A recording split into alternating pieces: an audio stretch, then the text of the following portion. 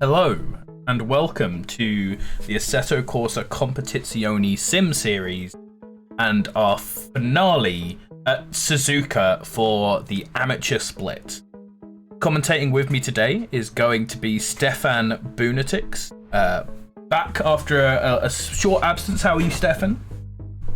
Good evening, everyone. I am feeling great, and I am absolutely excited for the finale, the final round that I think one of the most iconic circuits racing history has to offer for us at Suzuka.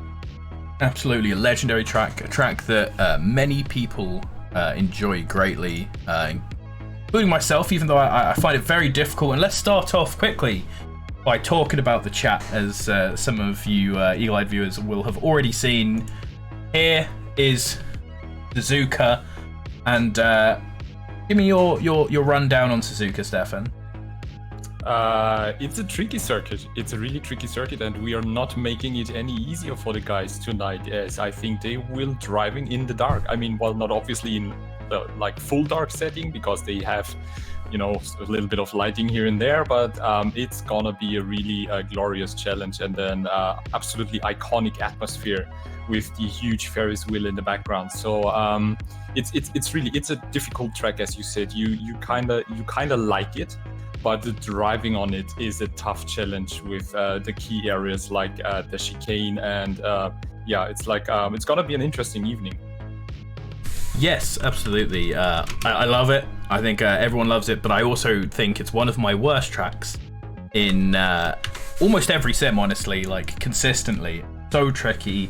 The S's and Spoon, for me particularly, are just really hard sections to get right and go fast through consistently.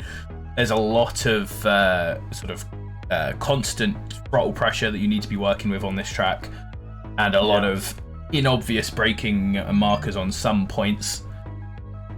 And this, as we've said, is our finale. So for our next point, let's have a look at the driver standings. Some of the drivers that we have here. This is the top 10 in our standings so far. As we go through them, Paul Krampf is leading the championship on 98 points in the Ferrari 488 GT3. Obviously, not the Evo. This championship started just as those cars were coming out, so wanting to just stay safe with the one he knew. We then have Tom Tweedy in second place in the Aston Martin V8 on 86. These are our two front runners, as it were. Kalpesh Chowdhury, with 2 wins to his name in that first comment there, is third position. He's had some good and some bad races, obviously. Daniel Dorette in 4th in the Lamborghini. Daniel Grundhofer in another Bentley in 5th, tied on 68 points with Ray Birch in the Evo Ferrari this time. 2 more Astons of Ollie Moss and Dan Terry in 7th and 8th. Pavel Aronovich, a late joiner, but has blown up the standings in his fantastic liveried Nissan GTR. And then David Long in another Ferrari, rounding out 10th. Before, you guys can't see this because I haven't looked at it yet, but just down here, there's a ton of McLarens just after here. Who have you been enjoying watching this season so far, and who are you interested in seeing perform well today?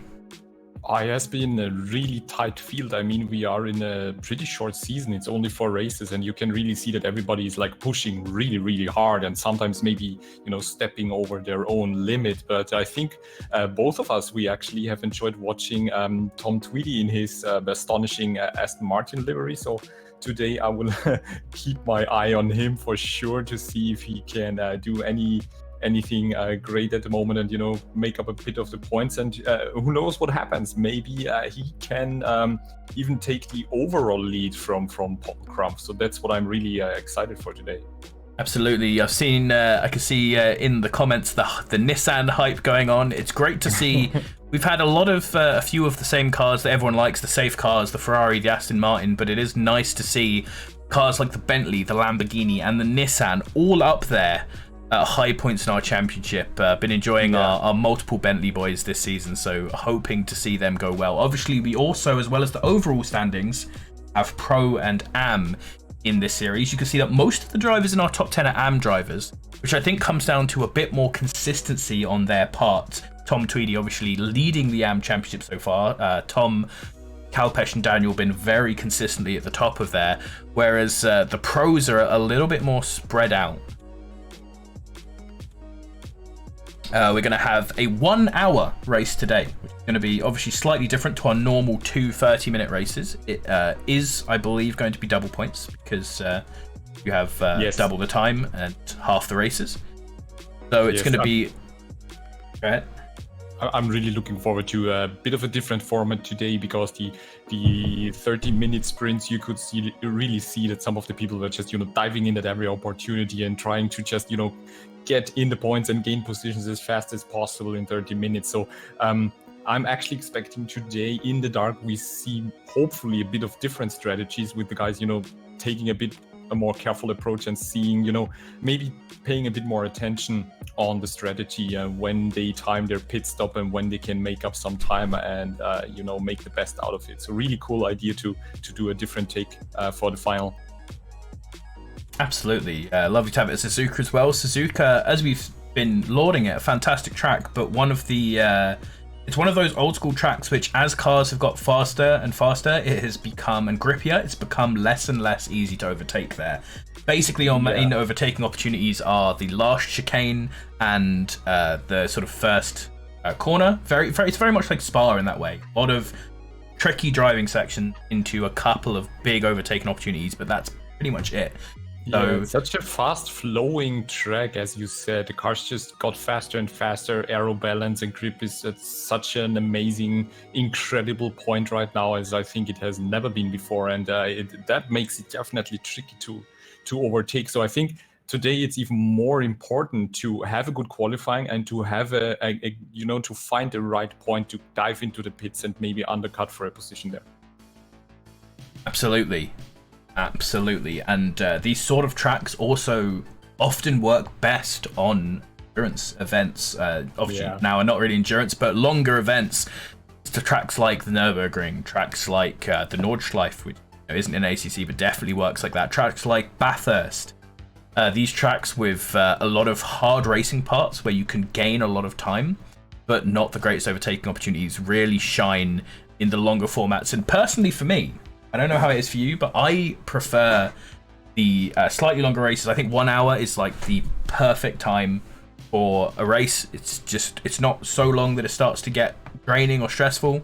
but sort of 1 to 2 hours I think is a real nice time, and personally I like it. And I've heard a lot of people say that they prefer it just mentally.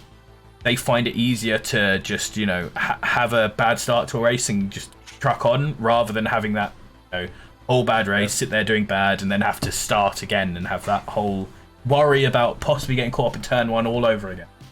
Yes, definitely. I think it's the same for me. I personally am looking to get into more endurance racing. I enjoyed like the Bathurst Mount Panorama 2.5 hour race at the SimGrid, which was fantastic. And it was, you know, it was another challenge for the mind to keep the focus, especially over the mountain, lap after lap after lap, because just one tiny mistake basically screws up your whole strategy, as it happened to me. So for me as well, the limit actually to enjoy a race is like 1 hour, to just settle in, get into your rhythm, and have some fun, exciting duels. While, you know, with the 30 minutes, you just really try to push hard, and that can really backfire for you and for maybe other drivers in the grid. Absolutely. So with that, we've been slowly scrolling down our list of drivers to show you everyone who's been involved. Yeah. Fantastic to have down to 48 positions counted. This event, obviously. A couple people not turning up, but we've had huge participation in every single split.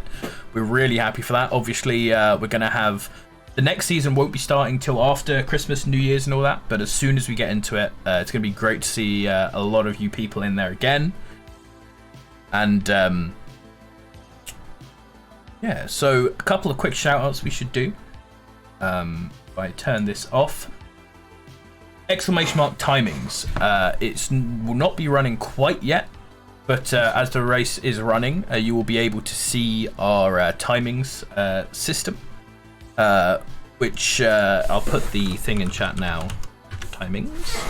Pitwall.live. Absolutely fantastic. You can watch the stream in there if you make a little free account. You've got timings like you get with, you know, the F1 app if you're paying for that while watching that, or with most live motorsports events, so you can keep track of all the people we're missing. All those people who are in the midfield, who are your friends, you want to keep an eye on, you can look there. You want to see people's lap times while there's pit battles going, you can look there. And so we definitely suggest you have a look at that if you can. And the other one is obviously exclamation mark sign up. If you want to join our community, hop into the Discord, send one of the mods your email address in a DM, get added to SGP, and then keep an eye out for information on how to sign up for the next split after Christmas. We also obviously have community events. We are having the 10 days of Christmas that are starting very soon. I actually can't look them up exactly because that would break Stefan's face.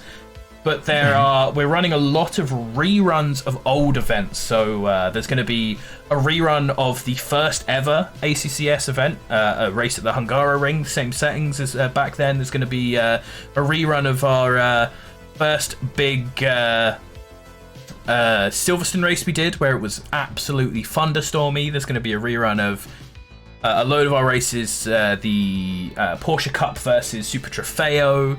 Battle Japan, which is going to be very fun, is going to be on Tuesday coming up. GT4 Kyalami, seeing said in chat, is another absolutely fantastic one. I was in that race, it was really good. Oh, definitely. So we're going to have a load of those, as well as actually I could have prepared this to add into the stream, but I forgot. We're going to be announcing this after the stream today is going to go up on the Discord. On the 28th is the Monday after Christmas, I believe. We are having an AC event where we're going to be doing as many races as we can fit in, short, sharp races, all with a wintry theme. We have a track skin pack which you can download, which will give you snow on all of your tracks. It won't affect the driving at all, but it will make them look Christmassy. And so it's going to be fantastic fun. We've got some really memey, stupid events to come as well. The first event is going to be Reliant Robins at Donington Park. So trying to keep those free wheels on the ground going down the hill at Donington is going to be hilarious. We have a few more serious events coming up, which will just be good fun short races, and a few more wacky ones like that. We're going to be announcing one race a day every day until the event, so keep a lookout for those. And don't worry, I won't be pinging everyone every time, just for the first one. So if anyone ever wanted to drive in snow, well, just not really snow, but to have like the immersion, that's like the best opportunity. It's gonna be a lot of fun. Yeah, we can drive a nice selection of tracks. Most of them in the snow. They won't all be in the snow. Some of our particularly memey ones we couldn't get snow skins for, but it's going to be real good fun. We also have, after that, we're going to go back to Assetto Corsa races every Tuesday.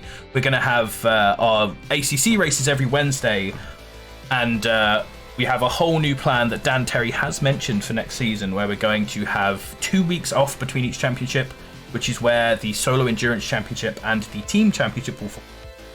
So keep an eye out for those. And on those weekends, we're going to do more stuff as well.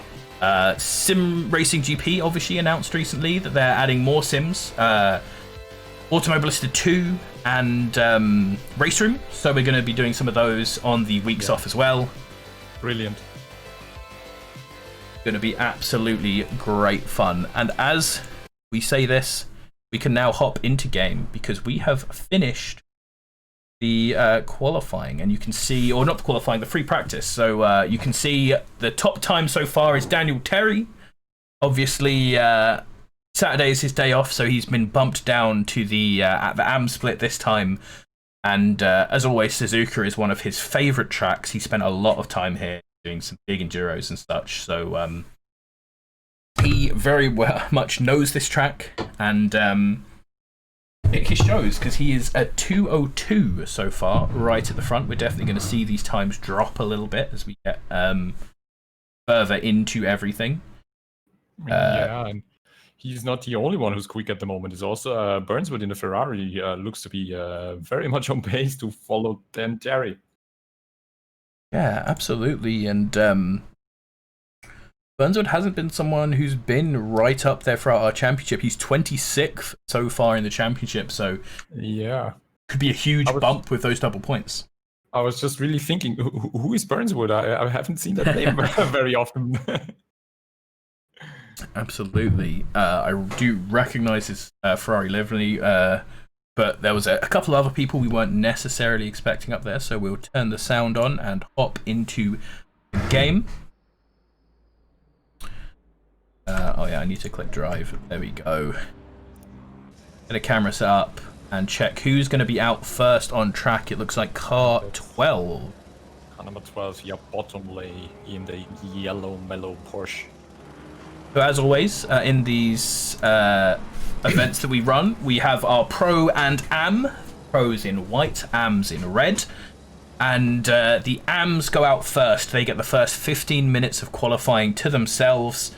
And then the pros will get the next 15 minutes of qualifying.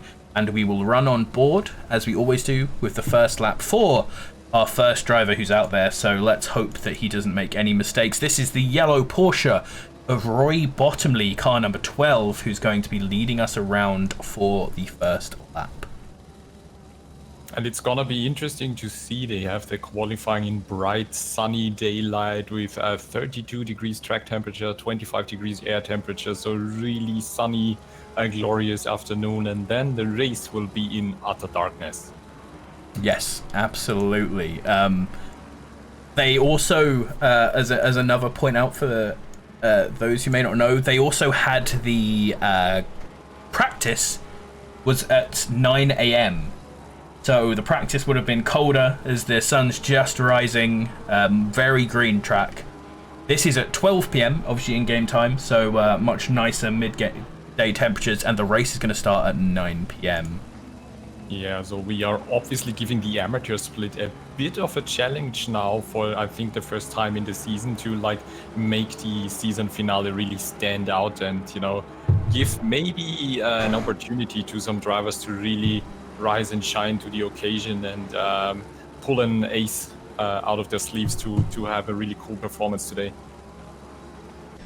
Absolutely. We're now going to sit on board and take you for a lap with Roy Bottomley, coming down to the start of the lap through the famous Casio Triangle chicane. We are on the main straight, not a huge main straight at Suzuka, but still one where you can get a good tow and get a good dive coming out of that chicane into the first corner, which is a very unusual corner. essentially acting as an entry point for the second corner, which is the real apex that you got to hit and get a lot of momentum on to come towards the S's. The S's then is obviously an incredibly tricky combination of lefts and rights, squirreling up the mountain.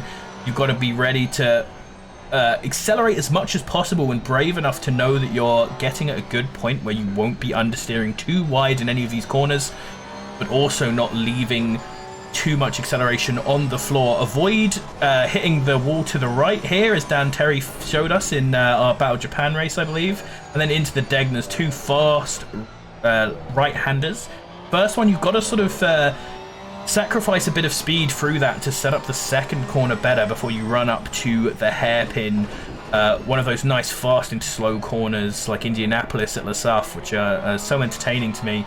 And then you come out here sort of not quite a corner right, because it's just full throttle, just basically a wiggly straight coming up to Spoon, which is as a driver the worst corner on the track. I hate this corner, it's so hard. Big sort of double apex left-hander. You got to accelerate during the middle of the corner, but not too much, and you always feel like you need to go a little bit more, but you don't quite.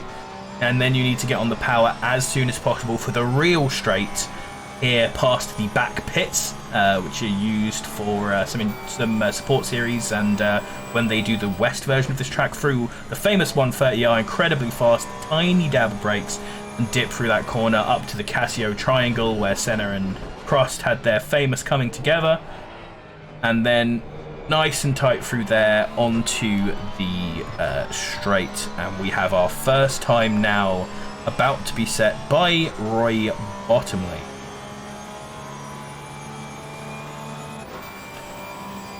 .2063, and we're going to start seeing the times tumble as more people jump on that lap. It looks like it was a really nice and tidy warm-up lap. Not too much risk that he was taking there. Like, you know, just put in a first clean lap, have the tires come really on temperature, and have the pressures you need. And it looks like he's already trying to up the pace and increase the speed for another good lap.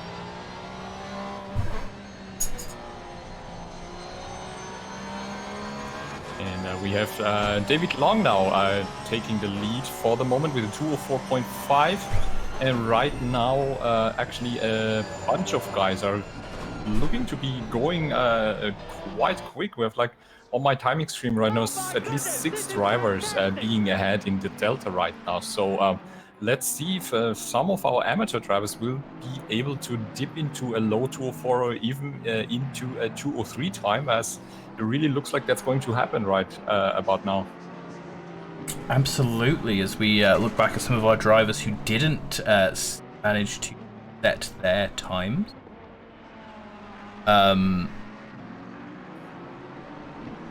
Yeah, we got a few drivers coming. I see there's disqualifications in the bottom. I'm not sure what that's for. If that's on purpose. There are obviously, as I was planning to mention, some people who have grid penalties or have to start from the back. I believe all of these people are in that list.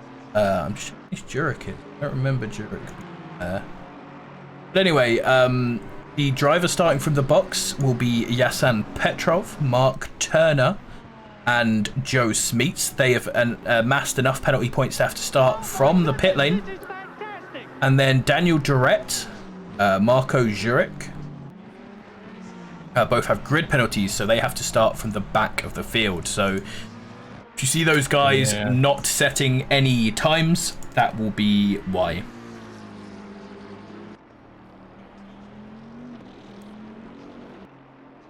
And we have the Ferrari with David Long still in the lead. He managed to up his pace to a 204.2 right now, and he's basically, he looks like to be the quickest of the red badges, as we lovingly call them. And right now there's just, according to my screen, Roy Bottomley seems to be on a really fast lap right now with nearly a second ahead in the deltas. So he's trying hard to grab that pole position. Yep, absolutely. He's not long through the lap, so a lot of time to either make up more time or to lose that time. Quick shout out to everyone throwing those primes and everything in chat. We try to keep it mostly a broadcast, but obviously we appreciate all the support we get for helping keep our servers running and such. Got a nice selection of practice servers now. I just noticed that I was able to continue my Prime sub, so I just did. Nice. I might be able to as well, actually. My actual account. I'll have to open up a different browser to do that. But as I'm looking at that, Bottomley has lost a bit of his time, but still going to gain a lot. But Peter Hewitt has taken over as the guy who is gaining an absolute ton of time in P8 so far with a 2:06 flat. He is up over a second. There's a ton of people up time right now, so we're going to see a lot of people jumping into position quite soon, I expect. Yeah, the pace is increasing, and the track will increase in, I hope, in grip as well. Currently, we're still sitting at fast, but it should actually change within the next few minutes. At least I would expect it, with the red badges now all trying really hard to lay down the rubber and increase their positions. And Bottomley goes now for 7th place. And we are now waiting for Peter Huick, who is, unfortunately, I think he did just a little mistake and lost quite some time there. All the delta is actually gone, while Bottomley loses the Porsche on the next quick lap right now. Oh my goodness, this is fantastic! Yep, Peter Hewitt has gone across the line, but he hasn't improved his time, so it looks like he must have gone too far off somewhere, probably at Spoon. And was not able to carry the momentum, unfortunately. That would have been a brilliant time, actually. Yeah. So let's check out someone else who's on a lap now. We have Tom Tweedy, and as the chat has been talking about, we have Lewis Webb, perennially a bit of a backmarker in this series. Lewis Webb been with us from the early days, driving that Lexus back to his home car, and has set a 2:04.8. So not a bad time around Suzuka. He's about to come and improve it slightly as well. Yeah, and interestingly enough, he picked the Lexus, and it's like one of my friends and long-term viewers of my channel, which is Peter Nichols. He's also like just recently changed to the Lexus, and he's really improving a lot in the car. So it seems like the Lexus is a really nice car. If you're struggling to find a pace or get to grips with your own car right now, just give it a try. It seems to work really well for many people, actually. Yeah, I think it's a reasonable middle ground where it's quite stable, but it's not quite as forceful as you have to be in cars like the Ferrari and the McLaren, where you really have to jam it into corners to get the time out of it. And Webb is showing that you can set these decent laps in it, as we have a nice mix of cars at the top, although a lot of Ferraris. I'm not one to complain about that, but I'm just glad to see that we don't have to watch 20 Porsches anymore. Yes, absolutely. We did look back at, or it was the SEC, because that was before the BOP, and it was all just Porsches, Astons, and McLarens. It was incredible. Yeah. As we watched this fantastic Aston, the Freezer Aston of Tom Tweedy, coming around to set what could be a reasonably impressive lap. He is 1 second ahead of his time, so he's going to be right up there with the top few drivers after this. Yeah, he's getting really close to Chowdhury in the Bentley, who took over the lead with the first one below a 2:04, with setting the fastest lap at a 2:03.9. Wow, that's an incredible pace in the huge Bentley. Absolutely, he's going to be, with pace like that, he could be right up there towards some of the front guys. We saw some 2:02s going down in the practice, but you always got to remember that you have a lot of time to set those laps in the practice, and it's often a once-in-a-lifetime perfect lineup that you get, which leads some of these people to these incredible times, so we're not expecting necessarily to see it push quite that far in qualifying. No, often the difference you can see then is in the race that often it's some of the people who can set a really, really fast qualifying lap are then struggling with consistency in the race. And I think if you just can manage to get, a good qualifying and then just have your consistent pace and stay out of trouble, you will absolutely improve on your position. Absolutely, and as is being mentioned in chat, a lot of people improving in general over this season. It's been great to see that the idea of the Rookie Mid-Pack League is working very well, and we're seeing lots of people getting into sim racing for it, which is great to see. It's glorious, and that's why I always, also when I'm streaming, recommending people like really jump into a racing league, participate in multiplayer races, and just check out what the other drivers are doing, because it will help you improve your pace and get faster. And it's just so great to see, and it just makes me so happy to see so many people who just got into the game or have been trying so hard for quite a time to just be improving and feeling more comfortable, and really, most importantly, having a lot of fun at ACCSS in the races with all the other guys. Absolutely, as you watch Ray Birch coming over the timing line for a fantastic improvement, putting him up to a 2:03.9 right at the front of the table. And Peter Hewitt looking to be the next one to make a huge improvement on his time as he's coming through the last sector. Oh, but he's once again, he's gone off somewhere slightly and has invalidated his time, as you can see there in the top left. So he's just pushing it too hard right now. You can really see that with the car like really moving around, and he's just trying so hard to set a good pace. Slightly overdriving the car, unfortunately. And 15:48 right now, so right at the end of our AMS qualifying, and very soon we're going to start seeing the pros come out. So not long left to try and make it happen now. Yeah, there's Jason Daly in Twitch that just says it's hard to avoid trouble all the time, and that's true. Sometimes trouble just keeps chasing you, and unfortunately you can't avoid it every single race, and I'm sure we all experienced that so far. Absolutely, it's always a long-term thing, improvement. It's not about going into the next race and doing well there. It's about improving overall. And your races where you get taken out and it's totally none of your fault, if you're not the one causing it, then it will even out eventually, and you'll end up with more good races than you get bad, and just as many lucky escapes as you have painful deaths.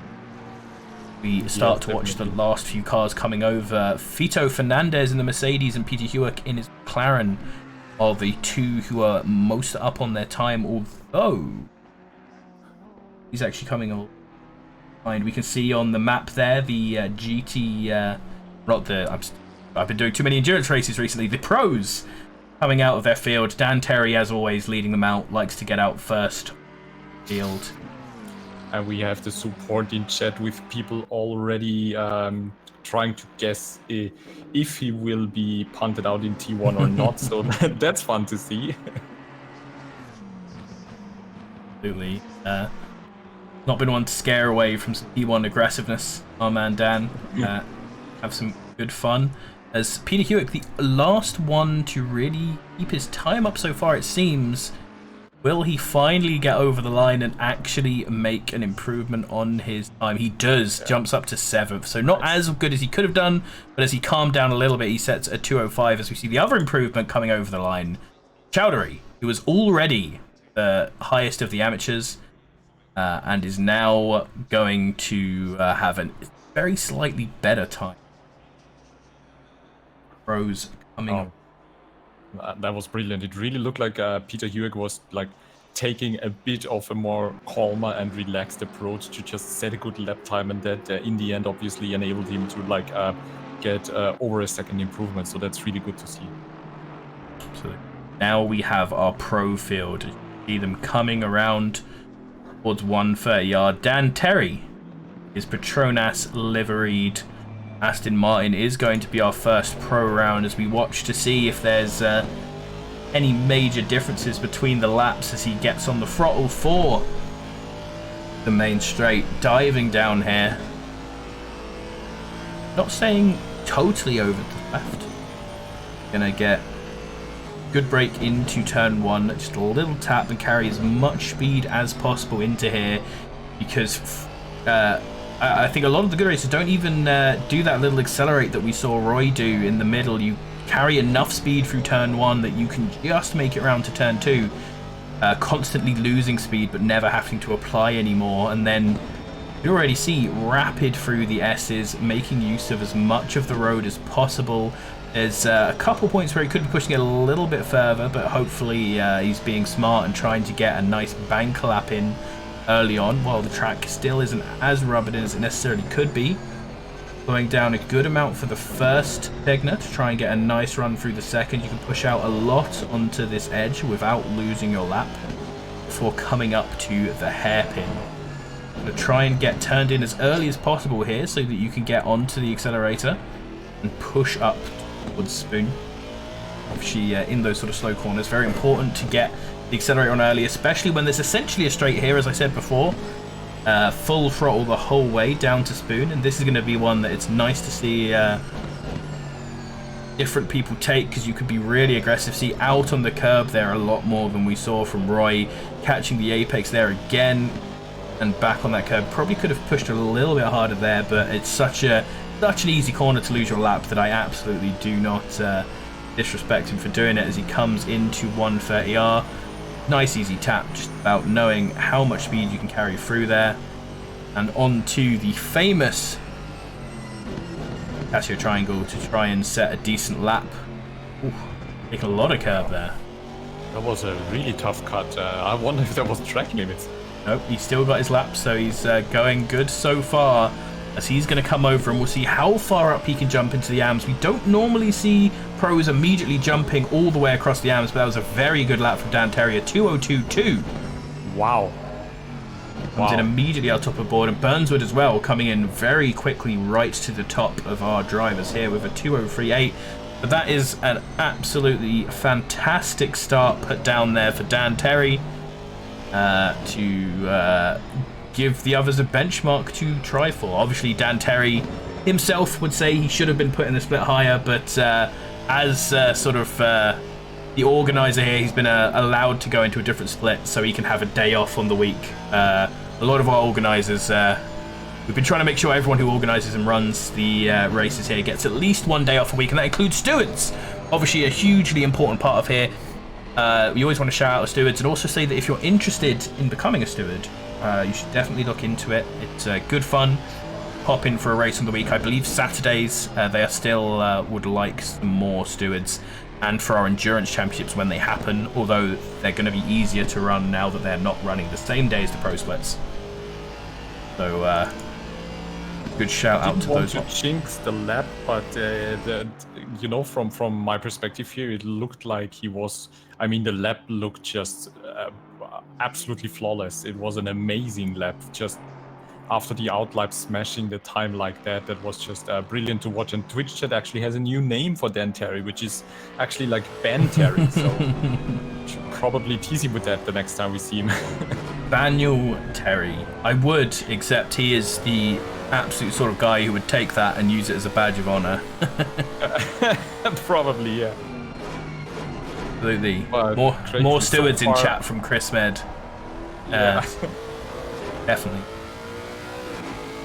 And so far, nobody from the pro section, from the silver patches, has been able to come even close to the time of Dan Terry. Yep. If you ignore Dan Terry, a lot of it's looking a lot more like we see normally, where people are taking a little bit more time to get up. And as we say that, Ollie Moss and Nathan Burnswood both hopping above any AM drivers with a 2:02.4 and a 2:03.2 respectively, as we're watching right now Peter Nichols, who is a good amount up on his time so far, heading to the end of the lap, losing a little bit of it through 130R though, and through the straight, which suggests that as I was saying, the very tricky corner of Spoon is what threw him off his time a little bit. But a nice run through Casio triangle. If he can keep the accelerator down, just is going to put him below 2:04. Nice. And up into 5th position. That was a nice lap. He's also, like I said, he came just such a long way, and he improved so much. And it's just I'm really happy to see for him that he's like enjoying the Lexus and being able to push into the top 5 there. That's amazing. Here we have, in my opinion, a horrid skin horrid livery, but a very good driver. Paul Krampf we're watching now. He is in the lead of our championships as we speak, going into this final round, but it is absolutely not a lead that will be easy to hold, with double points on offer for this double length 1 hour race that we're having at Suzuka. He needs to put in a good time, and he hasn't been looking as powerful around Suzuka as he has at other tracks. Yeah, he seems to still be looking for that perfect line, and unfortunately gets stuck behind the red Audi now. That can, be really irritating for you if you're not have a clear field ahead of you to set a really fast lap time. So that also might be a reason that's kind of holding him back right now. And unfortunately nearly loses it there and invalidates the lap. So he's going back to the pits, get some fresh rubber, and try again to hopefully have no traffic in front of him to set a good lap. Absolutely. Someone who is setting a good lap is Marcus Haler right here in the Audi. Another less represented car, which is lovely to see, with a 1.4 improvement. He jumps up to 4th with a 2:03.3. Fantastic lap time in the very tricky to control Audi. Although I've heard it has got better with the patch. We might start seeing even more of these as people start to it starts to lose its reputation. Yeah, the one of the things that the 2020 balancing and the new 2020 tires did is that with most of the, like, I don't want to say old cars, but like with existing cars like the Audi or like the Lamborghini that have the base aggressive presets, you need to just tweak the aero balance a bit more to the rear to make the car a bit more stable, and that works so well that we see a lot of people feeling more confident and being able to push the cars a bit better. Absolutely. A few cars having some difficulties now with their pushing. There was a Porsche in the background. There was someone spinning off on the map in the hairpin, and we saw Haller pushing it right to the edge there, losing his time on the exit of the second Degner.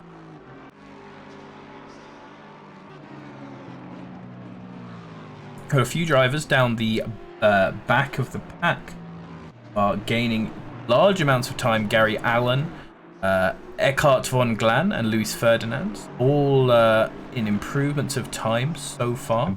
Then Terry's flying again now. It looks like he will dip below the 202 times, if my sheet is correct right now. Gary Allen was making a huge advantage, but it seems like he has lost. Yeah, there we go. He's lost his time as Dan Terry gains an incredible time. The one and only Ben Terry below 202. Setting a 2:01.6, that's just a massive, massive time. Big fan of Suzuka, as we've mentioned. Drives it a lot, so not a surprise to see him doing well, but incredibly well. With Ollie Moss, the second driver, the only driver within a second of his time so far.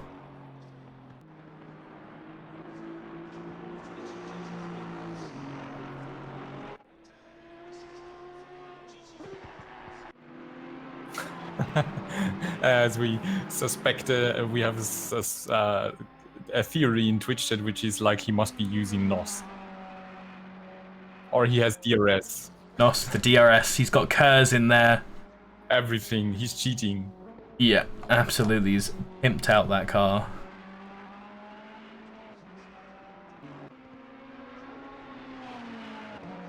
But that's just, I think it's just a good example to see in general how tricky it is for ACCSS to set the evaluations and basically read the results from the evaluations and get everyone in a proper split, because it can be that, you have people who feel absolutely confident and put in amazing lap times on the evaluation race, and then they're just struggling on the tracks that we offer in the season.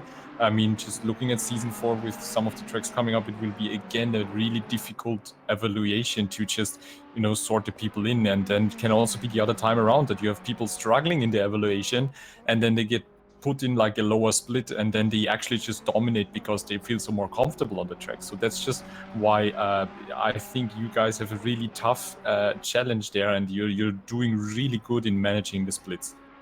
Absolutely. We have two great examples of what you're talking about here. One that we are watching right now, Paul Krampf, who throughout the rest of the season has looked like easy promotion material, but is right now stuck in 14th and once again on the exit of 130 yards, carried too much speed and thrown away his lap. Another great example of what you're talking about is this fantastic livery, which you can't see because he's in the pits. I'm going to try and get a better camera for that. Tom Tweedy in his Freezer Aston did awfully in the evaluation and has been absolutely dominant here. Has had great times on Suzuka. Actually did a 2:02 in practice, which he didn't manage to make up for in the race. But just shows, you know, when asked why he was in such a low split, it's just as simple as he doesn't like brands. He's not very good there. Yeah.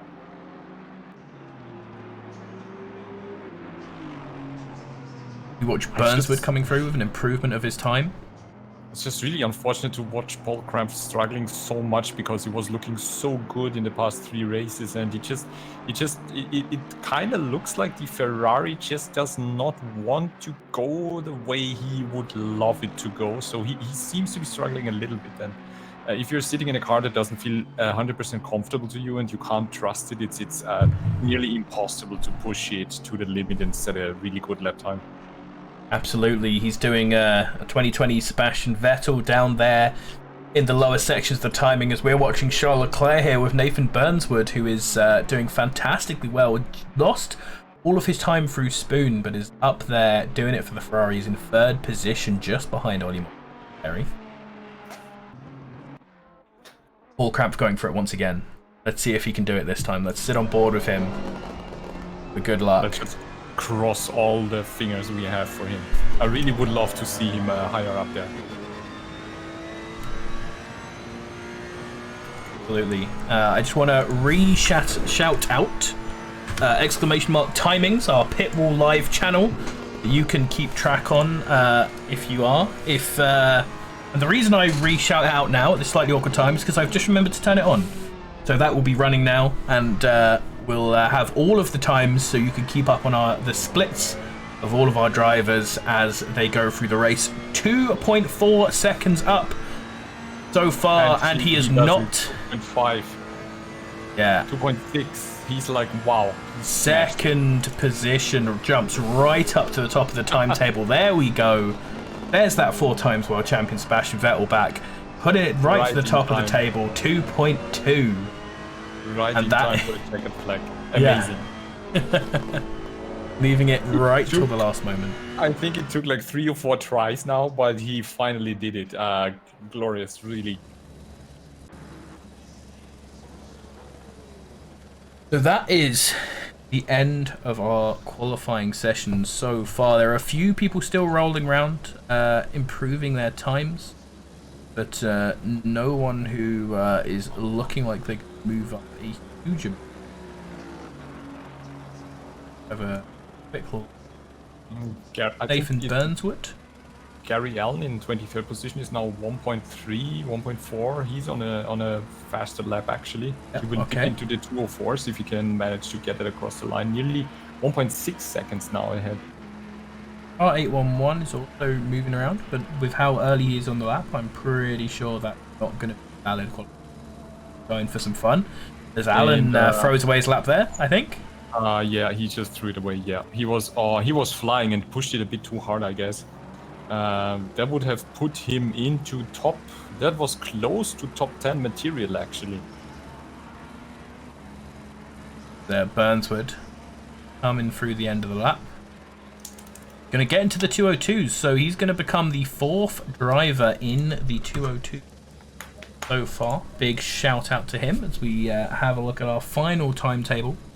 Daniel Terry is going to be on pole with Paul Cramp and Ollie Moss behind him, with Kalpesh Chowdhury as the leading amateur in 7th position in the overall standing so far. And fascinating, Dan Terry has the 1st and 2nd splits all timed up, which is something we haven't been seeing much in our amateur races. But the fastest 3rd split actually goes to his KILR teammate, Lewis Webb, who has the purple final sector.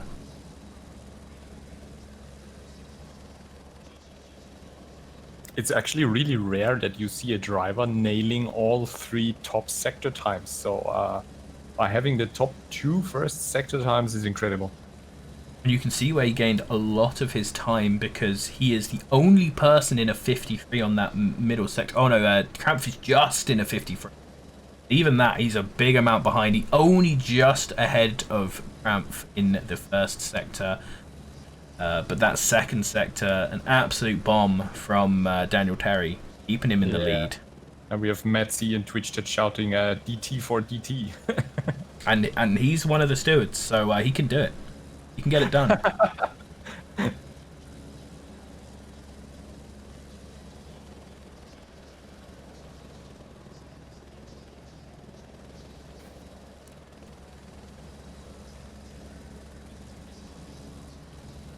Right, come on, sir. Do it, server. Do you change over so I can have a look at the grid?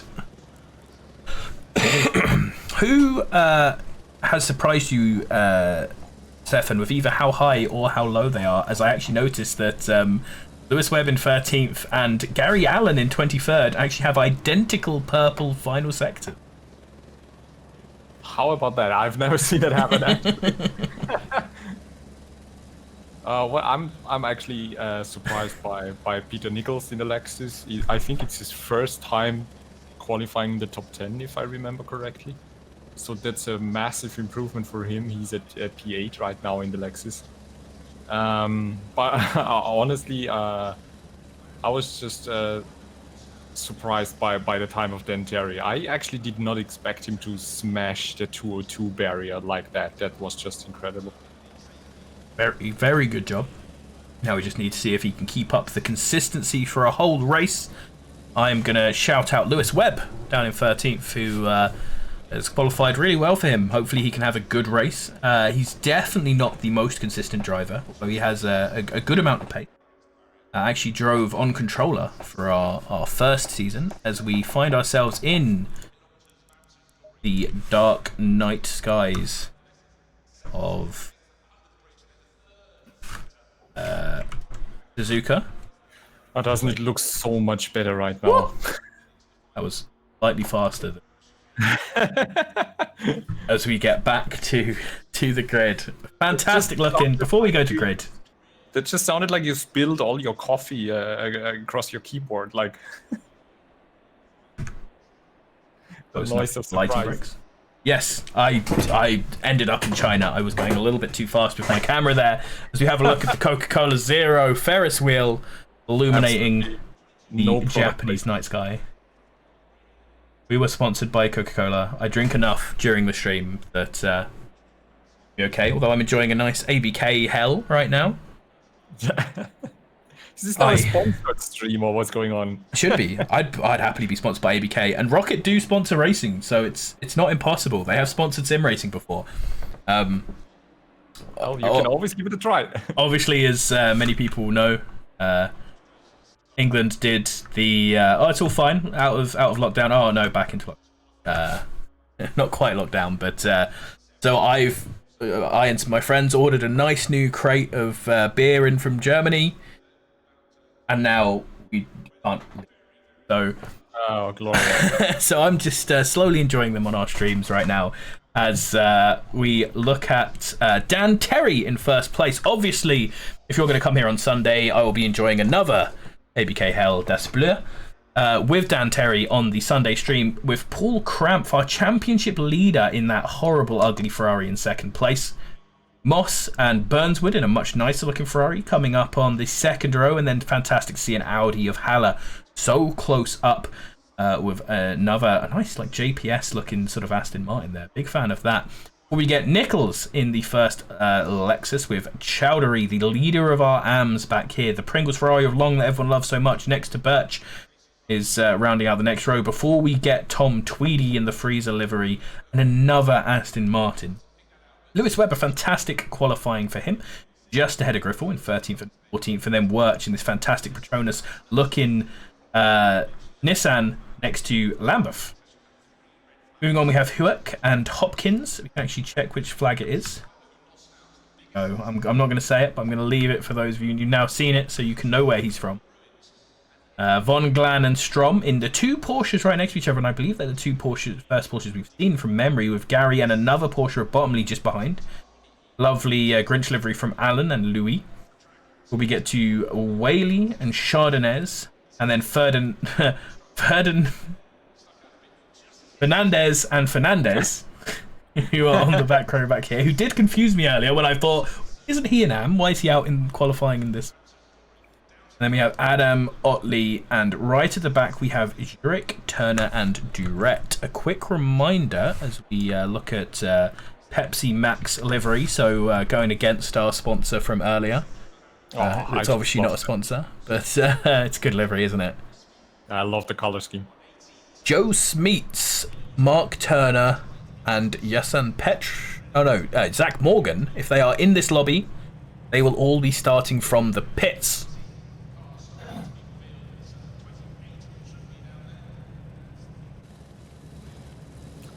The engines are getting turned on. Lights are also turned on. Everybody's getting ready for the formation lap. While looks like Paul Crump forgot to turn on his lights. And as they roll off on the formation lap, we are going to roll off to a quick break with some highlights from our second season race. Oh no. Bring the smell of rain into my bed and lie so close to me. You could be inside my head. Maybe it's a once in a lifetime kind of thing to feel the kind of magic that your love brings.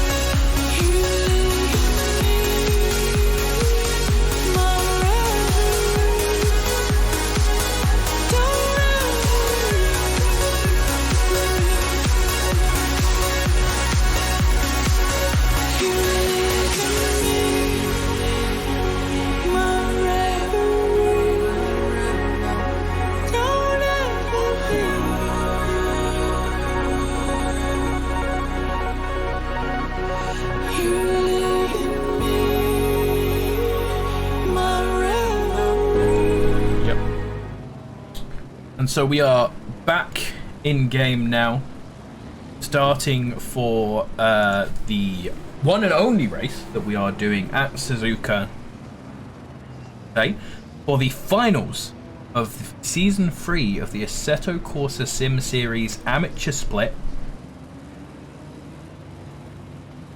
Nice lineup, not too many people out of position, although it looks like Haller might be a little bit far behind where he could be in the Audi. Kalpesh Chowdhury really setting up to dive him into the first corner here. There we go, green flag.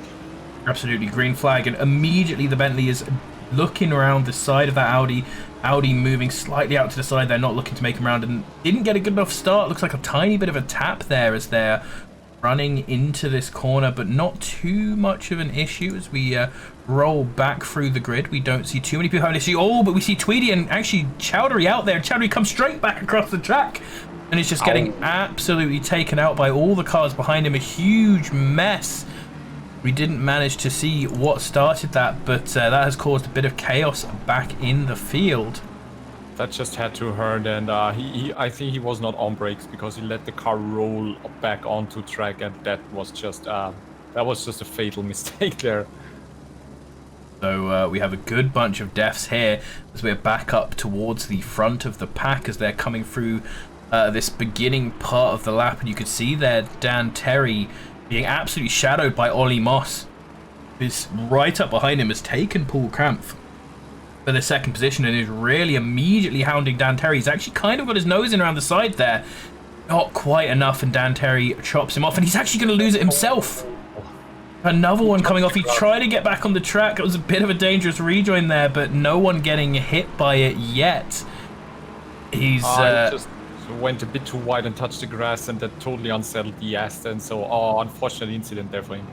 Absolutely, and we can now check out our driving standings as Dan Terry is in the lead. Ollie Moss is not. Ollie Moss has fallen back from second there, so not quite correct. But Paul Krampf and Nathan Burnswood are both in second and third for the Ferraris. You can see now Ollie Moss falling down the field, down to fifth position here, just behind Harlow. We then have Chris Vanderbeek, Peter Nicol, David Long, Lewis Webb, and Bruce Hughes in the top 10. We can see just behind there Long going for a move on Nichols as well, diving down the outside, and just a huge amount more confident on the brakes there. Nichols going very slow through that corner, gets a very slight tap from Lewis Webb there, which is just going to hold it slightly behind, but Nichols not having a great jump on this first lap. Lewis Webb now looking right behind him into the first corner, and Lewis Webb is not someone who's going to say no to sending it. Ooh, tight on the brakes there, not to go into the front end, and that's put him on a little bit of pressure to the Aston. The Aston not quite brave enough to dive into the front here. Lewis Webb now is side by side of the Lexus. These guys are very close, getting some flashes from the Aston behind, but this is where impatience will come in, because Lewis is very clearly quicker than Paul at this stage of the race. But yes, trying to go for it at the beginning of the S's is not smart. That's just where you have to make the decision if you want to push and just, dive and overtake, or continue to follow him. And it looked like he was able to go much faster in the first sector than Nichols did. Really, the impression I have right now is that Nichols did probably not, properly warm up his tires, and now it needs like 1 or 2 more laps until he gets, enough grip and can start settling into his rhythm.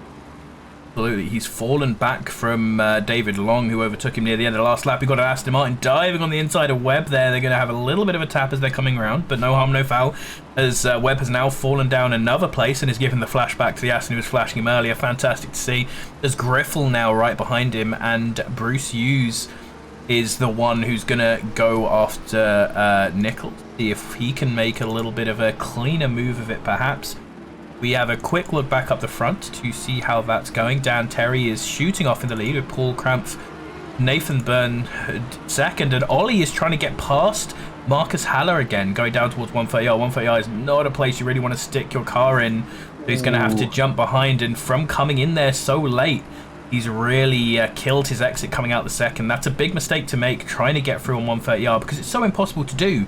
Just sit in behind, get that good suck right down the straight, and dive for it at a place where you can actually make the move. Haller is then going to move out ahead again. D Long catching up to Van der Heck before there's this big drop back to Nichols. And Nichols perhaps has caught his early inconsistencies, because Hughes is not catching him quite so much as Webb was in the earlier stages. Yeah, we see Dan Jerry, the only guy at the moment, setting a 2:02.7. Paul Cramp is following him with a 2:03.9 lap time. And then basically after Nathan Burnswood with a 2:04.8, everybody else is above a 2:06 lap time right now. So the field looks to be pretty close together except for the front top three runners right now. And there was an incident. There was David Long there, yes. David Long has crashed into, was it Van der Heck? It looks like it was Van der Heck trying to overtake him. And that has thrown them right down behind. We saw Lewis Webb has actually also dived past Hughes again. So these two are really, neither of them giving each other a chance to get at Nichols. They're going to just fight each other. Nichols seems to be really struggling in the first sector. Every time they get to the S's, Hughes, Webb and Griffel are all right up behind him. Yeah. Every single time. And then he pulls away throughout the rest of the lap. It's just like I have the impression that some of the drivers forgot that it's not a 30-minute race, it's actually a 1-hour race, because some of the people there are really pushing it hard. Absolutely. So Marcus Haller now is catching up to Nathan Burnswood as well. Coming up to the end of this lap, and Nathan Burnswood throws it away. 130R just keeps out of a huge impact with the wall. That's going to lose him a ton of speed. You can see him coming back onto the track there. That's Peter Nichols around him, Lewis Webb around him, Hughes around him, and Griffel now is trying to get around him. He might be able to place... He can't quite place himself well enough, so Griffel's going to get around him. It looks like Hewitt getting around as well. That's a huge drop back to 10th place now for the Ferrari driver. I mean, you know what could also be an issue? We have now only 17 degrees, and they have practiced in qualifying in twice as hot conditions with 34 degrees. So could it be that some of the people just, underestimated the tire pressure adaptations or forgot even adapting them, because that would be a fatal mistake. So we have to keep a close eye on that if we see anyone else maybe struggling with his car, because for sure it looks like that some people can go way faster than others. Absolutely wrong tyre pressures, not heating up their tyres enough, or just expecting you can brake that little bit deeper. I am certain is happening across the field as we're watching now. Lewis Webb, the leader of AM so far, in 6th position overall, is chasing down Paul Nichols. Once again, these cars behind him have really closed up to him into the S's. But they're really close together in terms of lap times. They are both at a high 2:06, so it's just, if you can get that one faster exit or just a little bit tighter line, you can improve so much and catch to the guy in front of you very quickly. But Webb and Hughes, definitely neither of them showing any sort of supreme patience here. Both of them not just trying to dive Nichols at every opportunity, but fighting each other constantly. Either of them could have let the other guy have the chance and then got past, but both being really aggro here, having a nice fun race, but perhaps not the absolute best strategy. As it looks like Marcus Haller, Ollie Moss quite far behind him now, has dipped down a little bit, not giving the challenge that he was before. Yeah, it looks like Bruce Hughes is really flying right now. He's 3 seconds ahead in his delta on a really quick lap right now. So he seems to be feeling really comfortable right now. And I have the impression that Webb in the Lexus, he dives in, he tries it, and he takes out Webb. He spins Webb on track, and oh boy. Oh, absolutely. A big boy dive there, and just not quite managing to pull it off cleanly. As now we see in the middle of the track. Porsche coming over, the other Nissan getting past him as well, of David Wirch, and Lewis Webb now fallen down to 12th position as he comes around the start of the lap and is in the middle of this big old pack here. Yeah. Very unfortunate for Webb, as nothing he could do there to avoid that.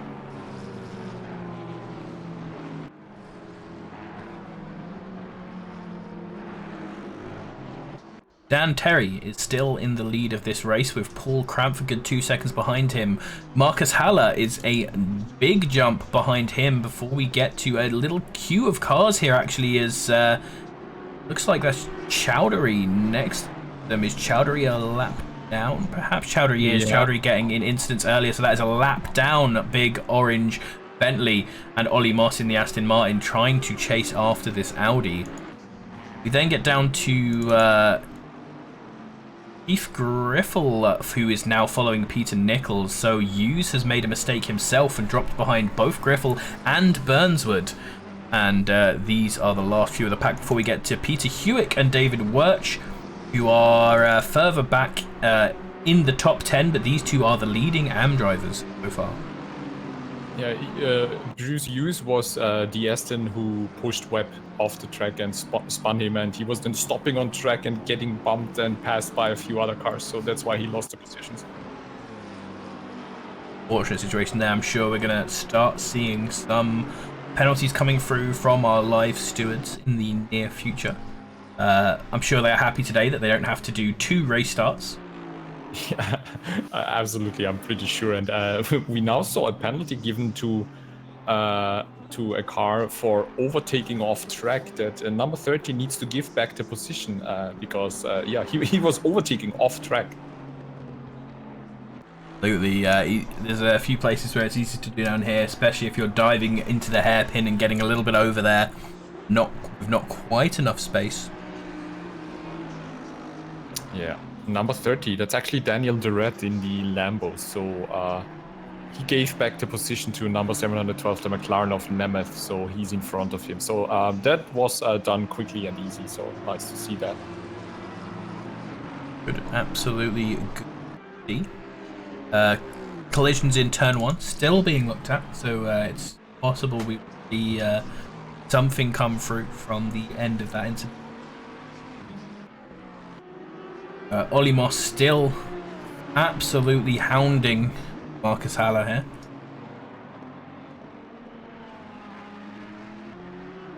But this top 5 has really broken away from the rest of the pack.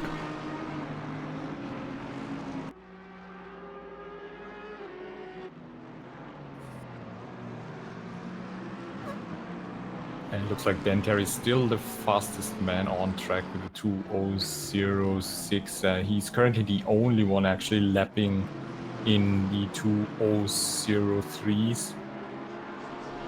That's Laszlo Nanzef and Stefan Wally we see in the background as Daniel Durrett just absolutely missing his brake zone there. It looks like really badly, pounding into the wall at the back of the hairpin. So back here, further back in the pack, we're still seeing a lot of chaos as these guys are trying to make it through the tricky track that is Suzuka. It's so easy in the dark to misjudge, a brake marker. It seems like. Well, Theo Fernandez going off one way. We have another Mercedes. That's Turner going off another way. People really struggling to stay on the track here, and perhaps this slightly colder conditions than they are. A couple of people with damage from the first corner incident as well, perhaps, as we see Gary Allen there trying to get good enough acceleration to come down on Louis here, right at the back of the pack. Yeah, I think the colder temperatures are catching a lot of the drivers off guard, actually. I don't think these guys down the back are fighting for nothing, because remember the top... this season, the top 15 in each class as David Long comes hugely dive bombing down into the back there. The top 15 in each class get points. So you could easily see some drivers who finish overall down in 30th still getting points in this race. Might be one of the reasons why we see some of the guys fighting so hard already, because that's a really good opportunity to collect more points and gain a few positions in the championship. Hughes in car 811 has been given a penalty for that incident in the last chicane. Oh yeah, we saw that coming, yeah.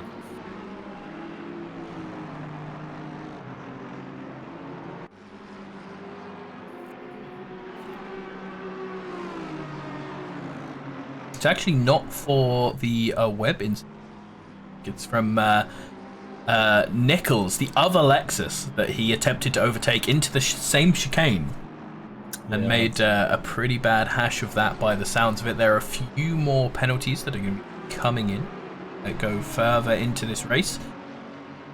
So there for sure will more penalties will be coming there. And in a longer race like this, as we see, is that Griffel, yeah, going down the side of Nichols. That's more like what we want to see. That was a nice clean overtake there from Griffel, getting a much better break into there, and now taking 5th place from Nick. Yeah, it's nearly 0.6 per lap quicker than Nickel, actually. And something that people are not going to be used to in the AM split, especially some of these guys never having done a race this long, is going to be track cuts. We've seen even track cut penalties in our 30 minutes races. People are going to have to start being more careful about them. They cannot push to the absolute limits of the track every single lap, because they will start getting drive-throughs handed down for doing so.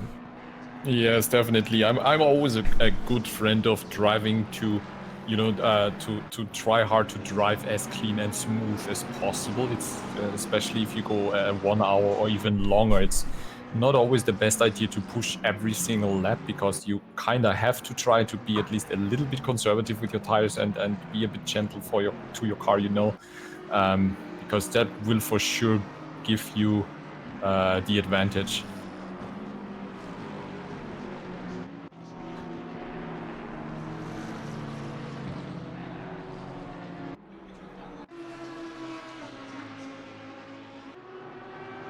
Daniel Durrett here, following one of the Fernandez in his green Lamborghini. Quite a bit of damage on that, and you can see he's struggling to keep on the track there, going a little bit wide. Yeah, I think taking it into the wall was not a good idea. No, definitely not something I would suggest. He has a much faster top pace than a lot of the guys he's around here, but he's not seeming to make his way up the order too much because of that damage. Hopefully he can get used to the new handling characteristics of his car with that reshaped front nose, and can make something of it going further through the field. Yeah, big pack of cars here. He's back into top 10. Yep, absolutely. Good pace from Webb. Thanks to Glovebob in the chat for noticing.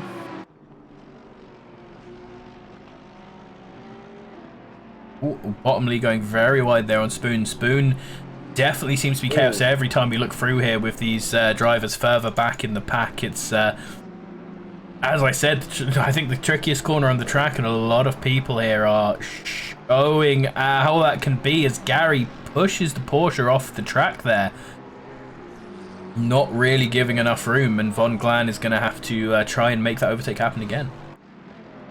Oh boy, what's going on with the guys there? There's no mercy on track.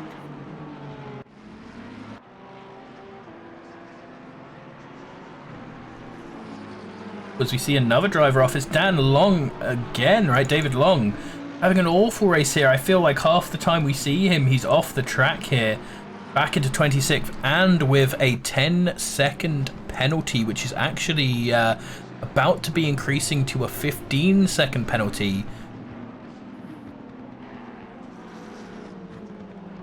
For a second incident, so really having an awful race, David Long. I'm going to want to forget this one. David Long was, I believe he was doing reasonably well in our standing for this race. He was in 10th position, and this is definitely not going to help his fight for the championship. Yes, if he just continues that performance on, pretty confident will be some of the other drivers actually passing him in the standings. So that's really not going as planned for him, I guess. As Roy Bottomley passes Thibaut Adam on track. So one of the original AM driver to set his lap here. It's starting to make his way further up. And remember that as there are 15 people in each class getting points, down to 30 you can expect that most people getting points, but more likely if you are an AM driver. So Bottomley a decent way up the standings for the AMs. Should be well in the points there for a good result there, as we have a look through the list to see where some of our championship contenders are. Tom Tweedy is down in 17th right now with a pretty battered looking Aston. He is fighting for the championship. Obviously, Paul Krampf, who is in the lead of our championship, is in second position, which will mean that he would keep that championship victory if he can finish this high up. The next closest contender is obviously Kalpesh Chowdhury, who is down in last place right now after having an awful lap. Yeah, I think he got basically all the trouble you can get in lap 1 just went to Chowdhury. He was really unlucky there, and the same for Tweedy. The freezer looks to be really banked up, unfortunately. Absolutely. Daniel Durrett is the next person on the list, and he also has been having a bad race as we saw him hit the wall. So it's looking good now for Paul Krampf for the championship, as long as he can just keep this consistent drive and not make any stupid mistakes. Yeah, he was pulling off a brilliant lap basically at the end of qualifying, and he seems to have settled into his pace. So that's really good. You see he's just like 8 seconds behind then Terry, who is just, he's driving in his own league right now.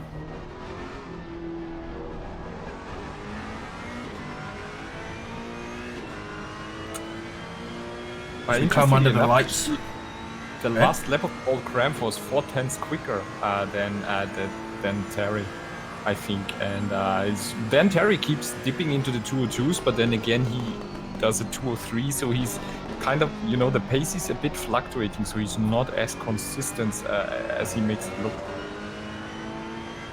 Absolutely, but hopefully for Dan's sake, I feel like he should be taking it not too hard out there at the front. He doesn't need to pull out an effortless lead, and he has overall been very slowly roaring away from Paul Krampf there on lap 10. So he has gained just under a second a lap overall. Doing nicely in this race. Behind we can see a couple of cars coming together, but that blue car is actually a back marker between the two. Oh, that's not a nice experience to have as Ollie Moss there. Back marker just making a bit of a mistake as he tries to keep to the inside of that corner there. Ollie Moss losing a little bit of time on Marcus Heller, who he is still trying to chase down.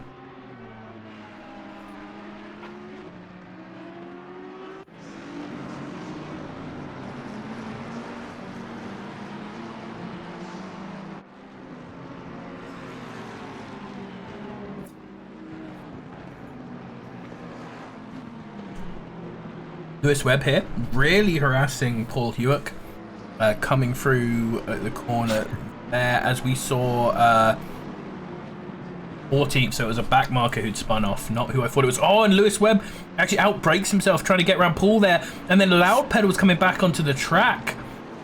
Gonna have to wait there for the Nissan to get around him. Make sure a good rejoin there from Lewis, nice and safe, but he's going to lose a lot of positions. He was doing very well there, running in 10th position, and just a small little mistake that just has big results. Just getting on the Loud Pedal a little too much there while his rear wheels were still on the grass. Oh yeah, that's just so easy to do, but it was really cool to see actually how he caught the spinning Lexus and got back on track without, endangering anyone else coming up. Definitely a good rejoin. We see the cars that he was battling with here now.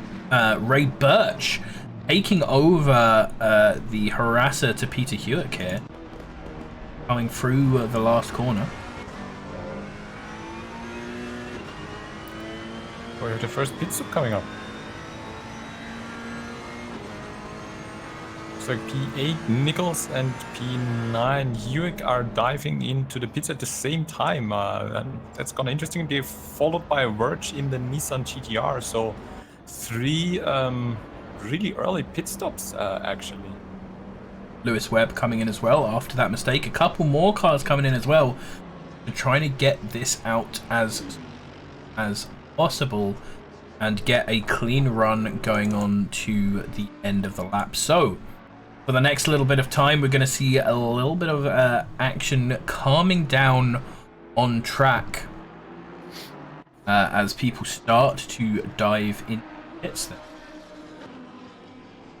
And it's going to be a little bit tricky to keep up with where exactly everyone is, as people are diving in about from all across this huge grid we have again. Super happy to have so many people on the grid as Van der Heck here, keeping up with Ray Birch. Ray Birch is the leader of the AMs so far in 8th position overall.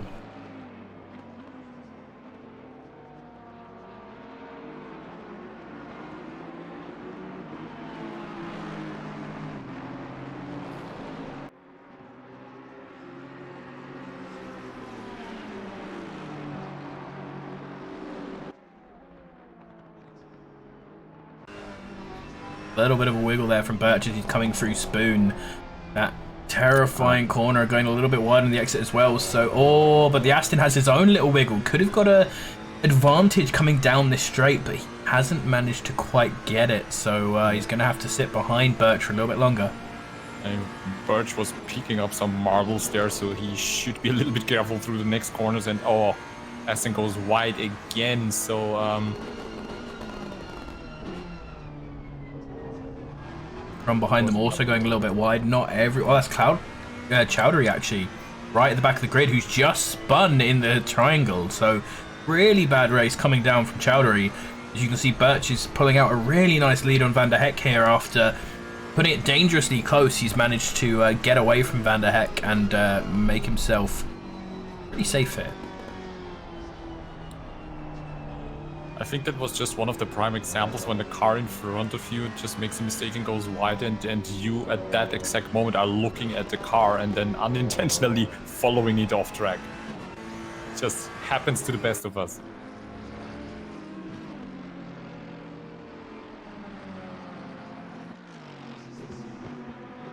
So the first pit stops have finished. We see Nichols coming out in 22, Verge is following him in 23rd. Hewitt came out of the pits and immediately got a drive-through, so that looks like he was unfortunately exceeding the pit speed. Quick advice for some of our watchers. Glover, I know, is wanting to help. Thank you very much for shouting some stuff out, but you cannot believe the timings that you see on the left too much. This is where they were at the last sector, so it could be a third of a lap away. But we do have some... a few people keeping it reasonably close, considering we've had half of our field pit, and as you can see at the bottom of the list there, a huge amount of our field diving into the pits now as well. As it looks like, is that Chowdhury again? Yeah, he's having an awful race. He's just been, I think he's given up. Really unfortunate for someone who's seen so impressive. Yeah, he just left the server. That wasn't me swapping away from him. That was just the game being like, no, he's not there anymore.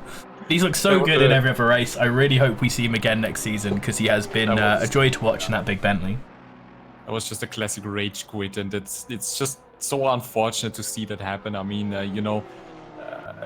I'm always trying to stay positive in a race, and just, if I really fail and get unlucky, I just, file it under practice race and just keep on going.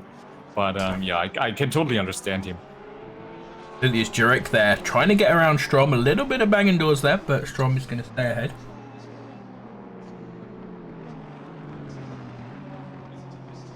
Green and purple portion going in for another lap. And on that last lap, Jurek was a lot quicker, so he's going to be really hounding the back of this portion now, trying to make an effort, as we can see. Looks like Lambeth just behind them, so I think that's back marker Lambeth. It's so cool to see a Honda on track. Honestly, it's a car that I really want to try during my Christmas holidays, when I just can get some time off and don't have to practice for anything. I just want to jump in the Honda just for curiosity's sake. A lot of people with the new BMP giving that a try. We've had an absolute ton of Hondas over all our splits, compared to the literally none I think we saw, or maybe one over all our splits we've seen before then. So it is definitely good to see it. Not my favourite car in the game, but it's just good to see it getting some representation.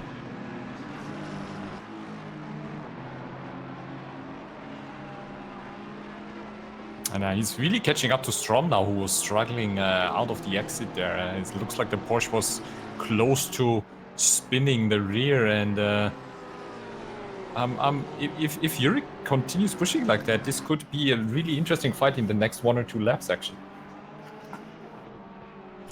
Yeah, Yurik doing a lot of work there as we see Hopkins now with a nice train of cars behind him.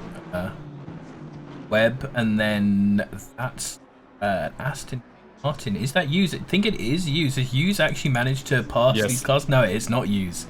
Okay, I thought Hughes had managed to get on track at the same time as... It's getting really close there, actually. Same place as Webb again, but it's a different Aston. I'm not sure whether he's a lap ahead or a lap behind. But the Ferrari goes off the road there. That's Hopkins totally winning it for himself in a place where it's really hard to take over. Webb now takes on the 17th place and can start chasing on after Wirtz. He has had good pace today. It has been getting into a few combats that has spoiled it for him. So hopefully for his sake, he can just set up and do some nice, safe laps and keep going. It's just unfortunate for Hopkins when you have the pressure of like 3 or 4 cars in your mirror with, you know, the lights on and getting closer and closer, and you just not lose your nerves. That was just typical stress mistake. Yeah, and that Aston, who I wasn't sure who it was, is Ollie Moss. So that is our 2nd place driver. He is a lap ahead of these guys, trying to chase down Dan Terry, who is really far ahead now. Paul Krampf is down in 10th position on the road, having already taken his mandatory pit stop. We're obviously halfway through the race and therefore halfway through our mandatory pit window. So we're going to start seeing more people coming in. And as I say that, Dan Terry going in. So it'll be interesting where everything settles, because Paul Krampf was, I think he was like 2nd or 3rd, and he came on P10 after his pit stop. So can he undercut? Can he like really push and maybe gain a position? And we see Ollie Moss also diving into the pits right now.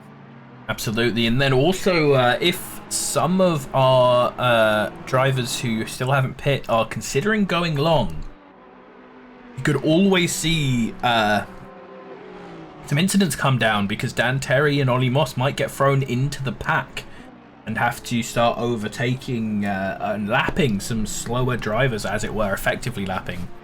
Oh, so, yes, that's definitely a risk they have to take. And it's why we normally see a lot of our leaders pitting right at the end, leaving it absolute to the last minute, so that they cannot come out on track next to people who have not pitted yet. However, Dan Terry, obviously going for a slightly lower fuel strategy, is still going to come out ahead of Paul Krampf.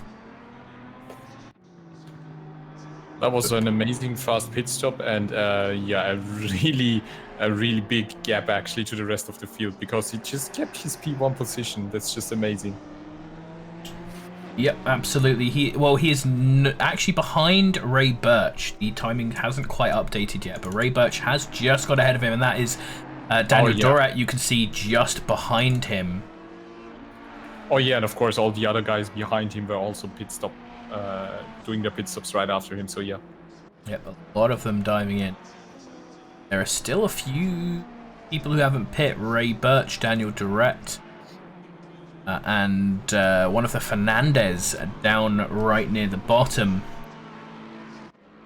We have just 4.5 minutes left of the pit window, so let's hope nobody forgets about it. Absolutely.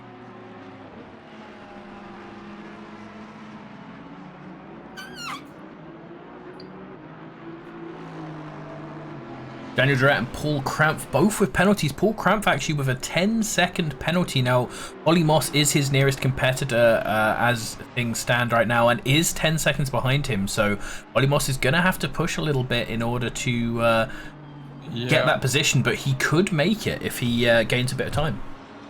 Paul Krampf just got the 10 seconds for causing a collision with a lapped car, so that's really unfortunate to getting a penalty for that.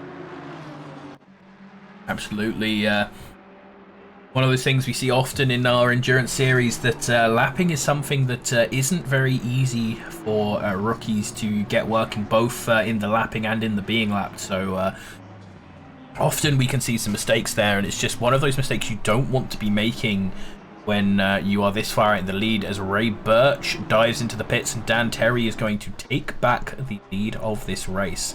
Daniel Durrett right behind him, not going into the pits just yet. Which is really impressive because Durrett is driving a damaged Lamborghini.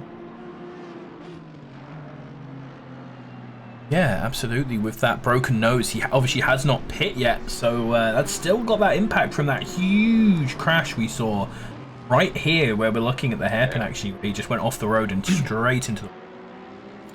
And it's just, let's see if this is going to be a good decision, because he's still lapping in the 205s. So he's not the slowest, but also not, you know, in the fastest group on track.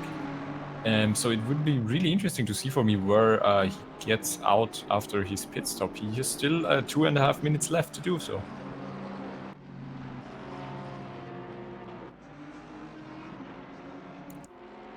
Couple battles on the track as I move the camera away from that, we just saw Luis Fernandez, one of our drivers who hasn't pit yet, who just made a little bit of a mistake there in Spoon, as always. That tricky corner, and that's let Bruce cut ahead of him into 16th place.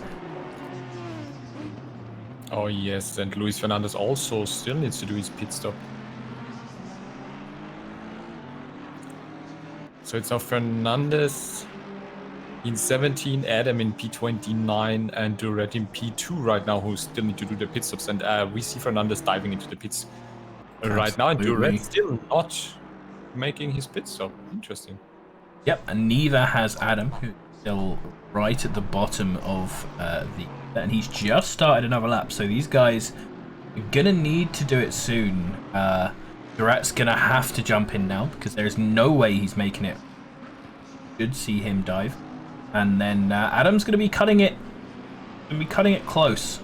I wouldn't be surprised if we see a penalty for not completing mandatory stop from him.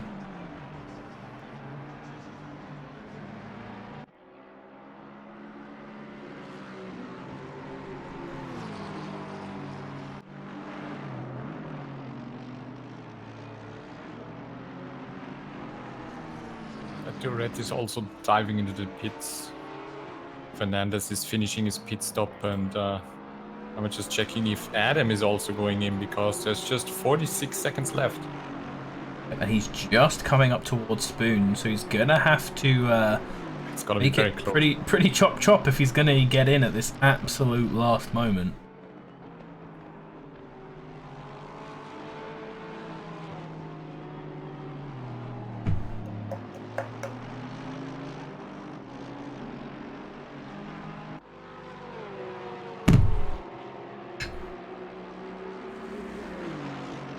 $15 seconds left, so it doesn't look like he's going to make it.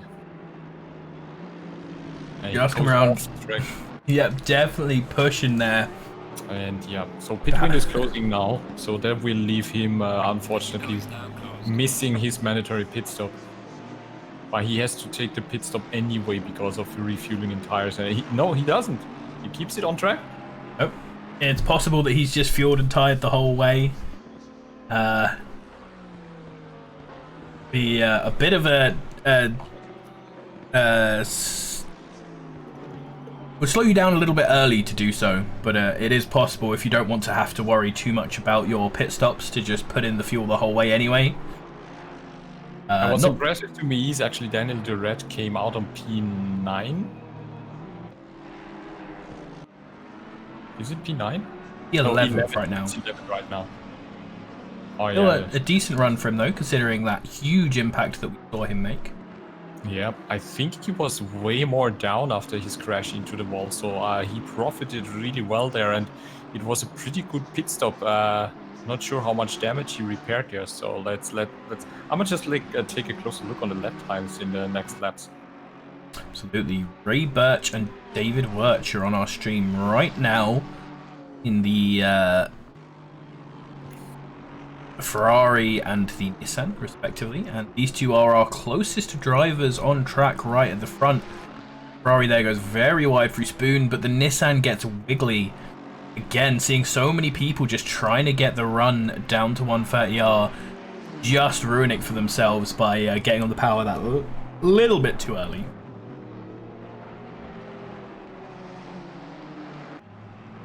I know we keep preaching slow in, fast out, but sometimes you know you can be a bit too fast out of corners.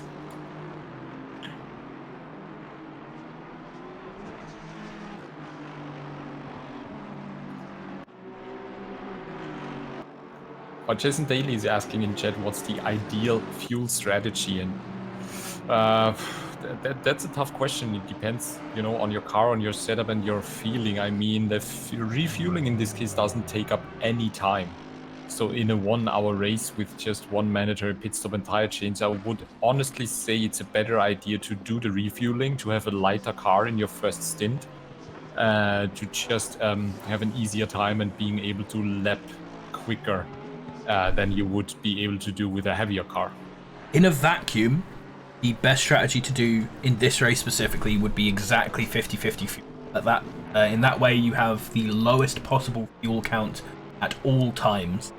However, that locks you into your where you're going to pit. It can totally depend on different things. For example, you might want to fuel low and pit early if you think that you're faster than your qualifying showed.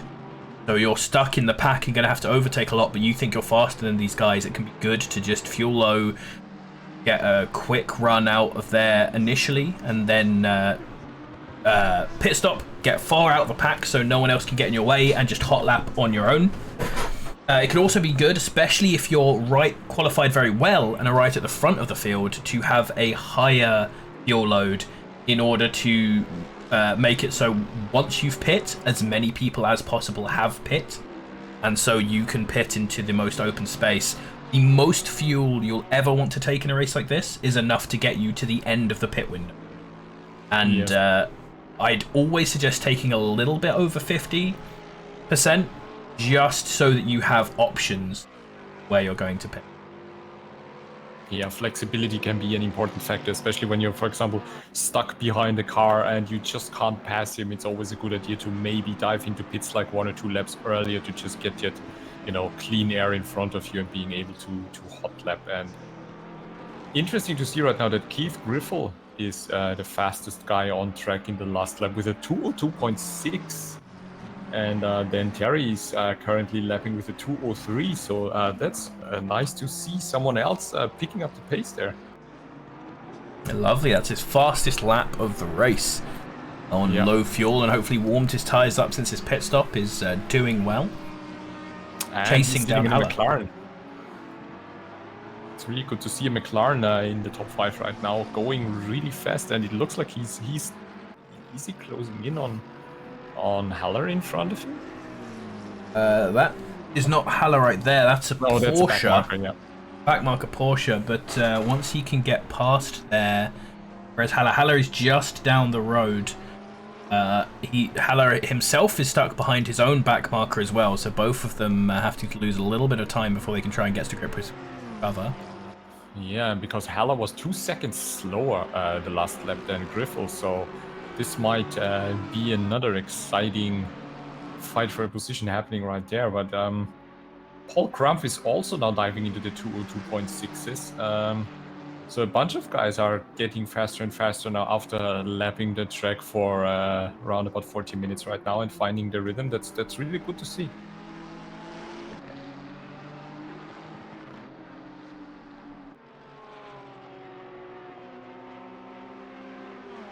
Absolutely, we are optimum conditions.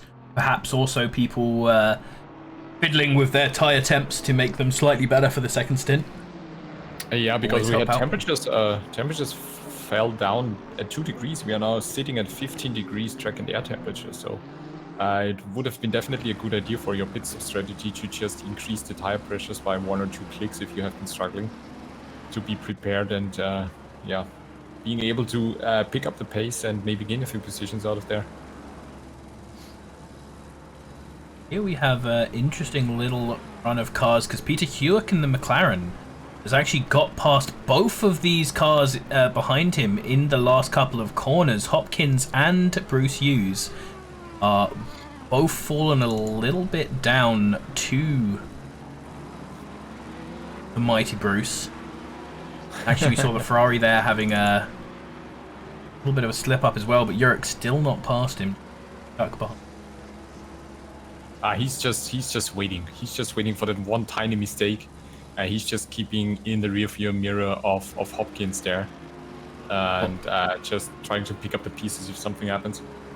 Bottomley's had a little bit of a spin at the hairpin. Oh no! Nicely rejoined, but that has dropped him down to 23rd. Just behind him on the track. The 30 is Nick van der Heck. And a lovely yellow post Porsche.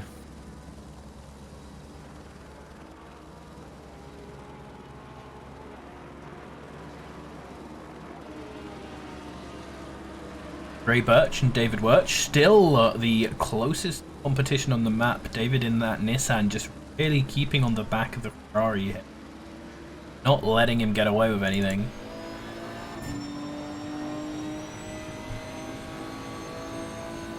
Although it looks like right now he didn't have such a good exit there onto the straight, and he's losing a bit of time. He just lost 3/10 out of the last corner onto the straight. So he's now 1.3 seconds behind the Ferrari. There's a gap opening up. Could it be that Birch just, made the move to get away and secure the position for him? Also, we can see Daniel Durrett here in the background is starting to make this a bit of a freeway here. Turning up with his penalty cleared, so he sat for an extra 5 seconds in a pit stop to get that away, which means that wherever he finishes on track will be where he race. Oh, and he's flying right now. His last lap was 3 seconds faster than David Wirch in the Godzilla. So very likely that we're going to see something coming up here real soon with these two. Durrett was really suffering in the damaged Lambo. He was just running at a 205-ish lap times, and he's now into the low 203s. So he's now showing the potential of the car and the pace he can do. So he's closing in on Wirch, and he's closing in really fast.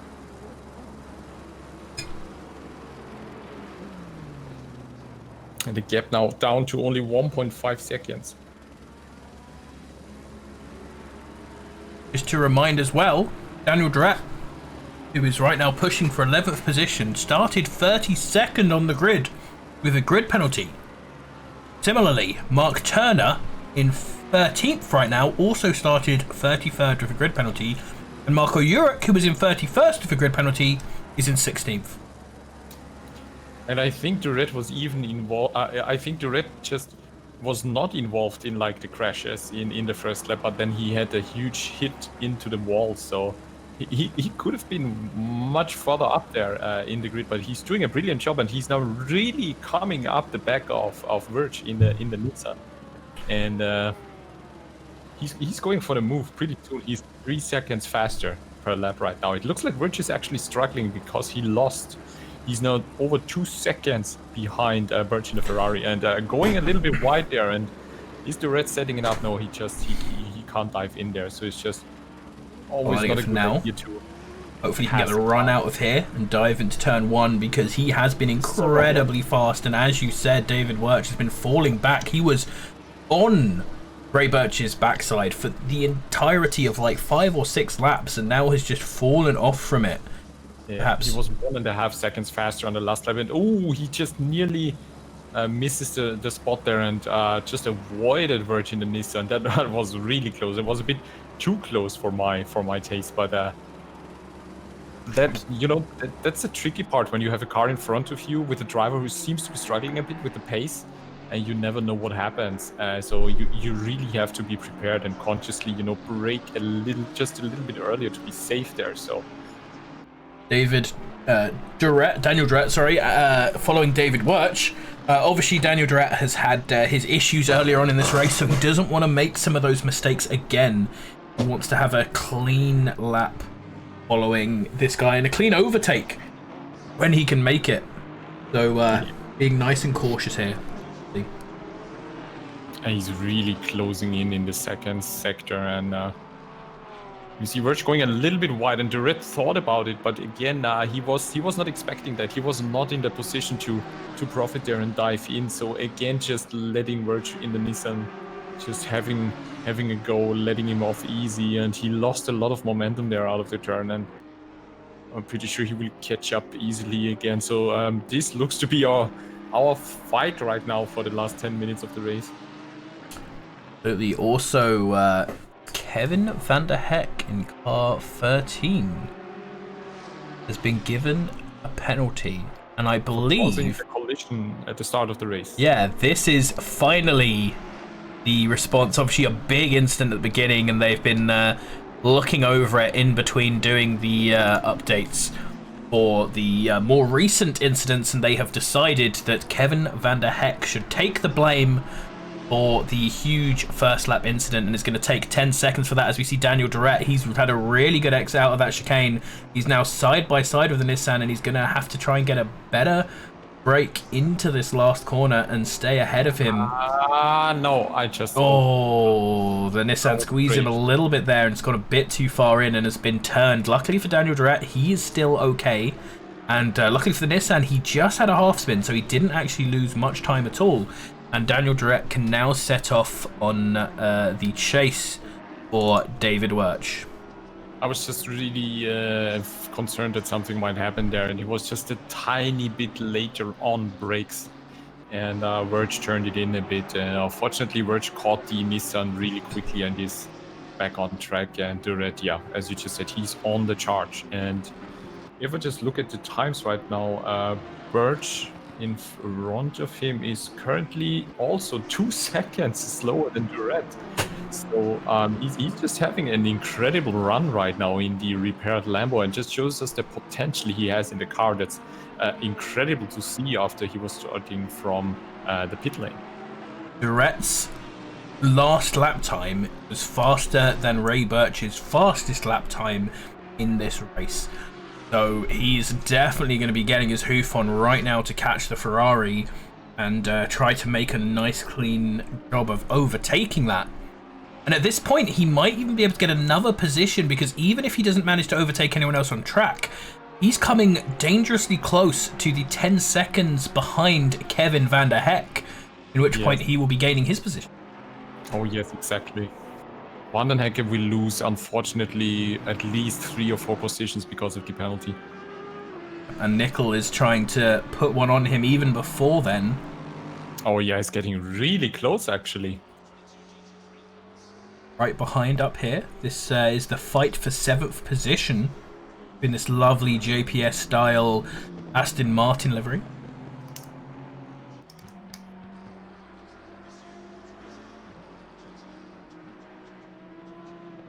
I was about to say, Glover, are you sure about that? But you are correct. Lewis Webb back up to 4th in class. So even though we saw him having the incident early on, good race for him. He's shown great pace throughout the race. Seems to be lapping in comfortable 205s most of the time, with 204.5 as his fastest lap. So good pace overall. And we have Ian Otley retired out of the race a few minutes ago because his brakes were not working. Oh, that's not something you ever want. Look into the top section. We see most people are also racing at those 204s, a couple in the 205s with Webb. The standouts from that in the last lap were Dan Terry, obviously, up the front with a 203.5, Ollie Moss with a 203.6, and then Nathan Burnswood, who we are watching now, with a 203.5, who's coming up behind a couple of backmarkers in the form of David Long's Pringles Ferrari and the Grinch Aston Martin of Gary Allen.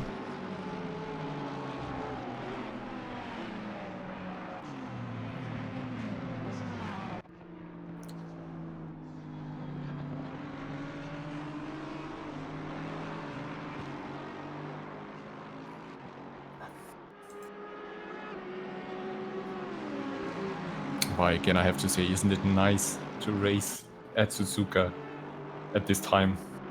It's just a glorious setting. The new sky that they did with the new weather animations, the stars in the sky and the lights and everything. It's just incredible. Holy, big fan of the night races. Suzuka's a great track for it. Actually, Our first night race was at Suzuka back in the Battle of Japan series. As Audi being a little bit off there, wiggling across the track, scaring Nichols, but Nichols gets through nice and safe. Quick shout out, as I mentioned it, Battle of Japan is going to be revisited. The 10 Days of Christmas, which we will go over after this broadcast.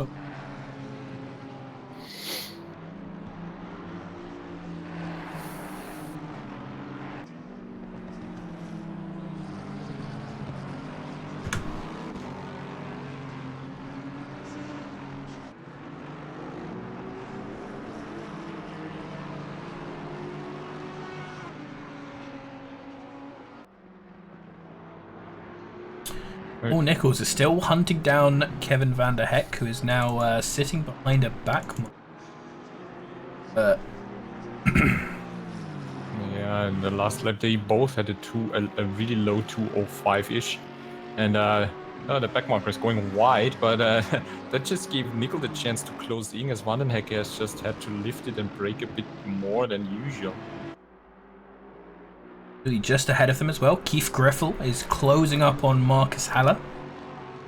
We follow from the rear ring as Van der Heck. We're looking towards Nickel, follows him down the main straight. Bunch of positions are getting really close, as we saw Tom Tweedy taking 19th position from Oos in the Aston Martin as well. We have Nichols really close behind Van den Heck, and as well Griffel really close to Haller in P4. So there's like currently 3 or 2 more fights going on for positions in the last 4 minutes of the race. Yeah, absolutely. Things are heating up for us, which is really nice to see. As Keith Griffel there was looking a little bit aggro going into the S's, but as we know, the S's are not a good place to get that done. And I just saw that Duret is now only 7 tenths behind Ray Birch in the Ferrari as well. Yep, Duret making a big run for it for a last lap. Lando coming in here. Again, hopefully he can take both Birch and perhaps Kevin van der Heck as well, just from getting a good enough time behind him with this, as it looks like is that. And Duret just got 10 seconds for causing a collision with car number 54, which is Birch behind him, which we just saw like 2 laps ago. So that's going to cancel out. That's going to cancel out the advantage that he could get on Van der Heck. Unfortunately, will take him out of the top 10 even. Yes, he's going to have to make a really big run on it to do anything here, as we saw Nathan Burns would also make a mistake. So Griffel no longer has to overtake him on track and is now leading away. Gary Allen there in the middle of them. He has open run now down the 130R.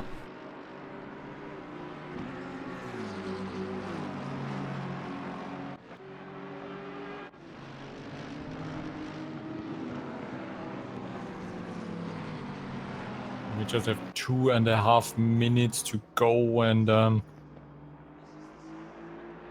Duret is still 3 tenths behind Birch, so he's trying at least to gain another position and make up some time to compensate for the penalty.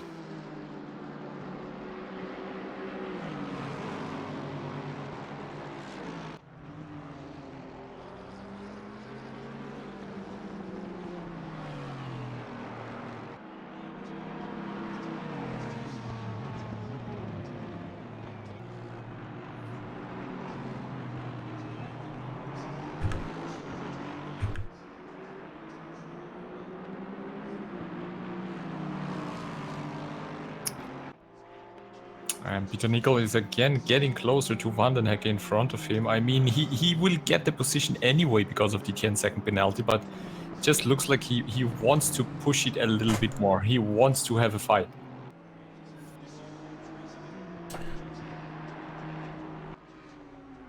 Absolutely, as we see Daniel Duret also getting nice and close to the Ferrari.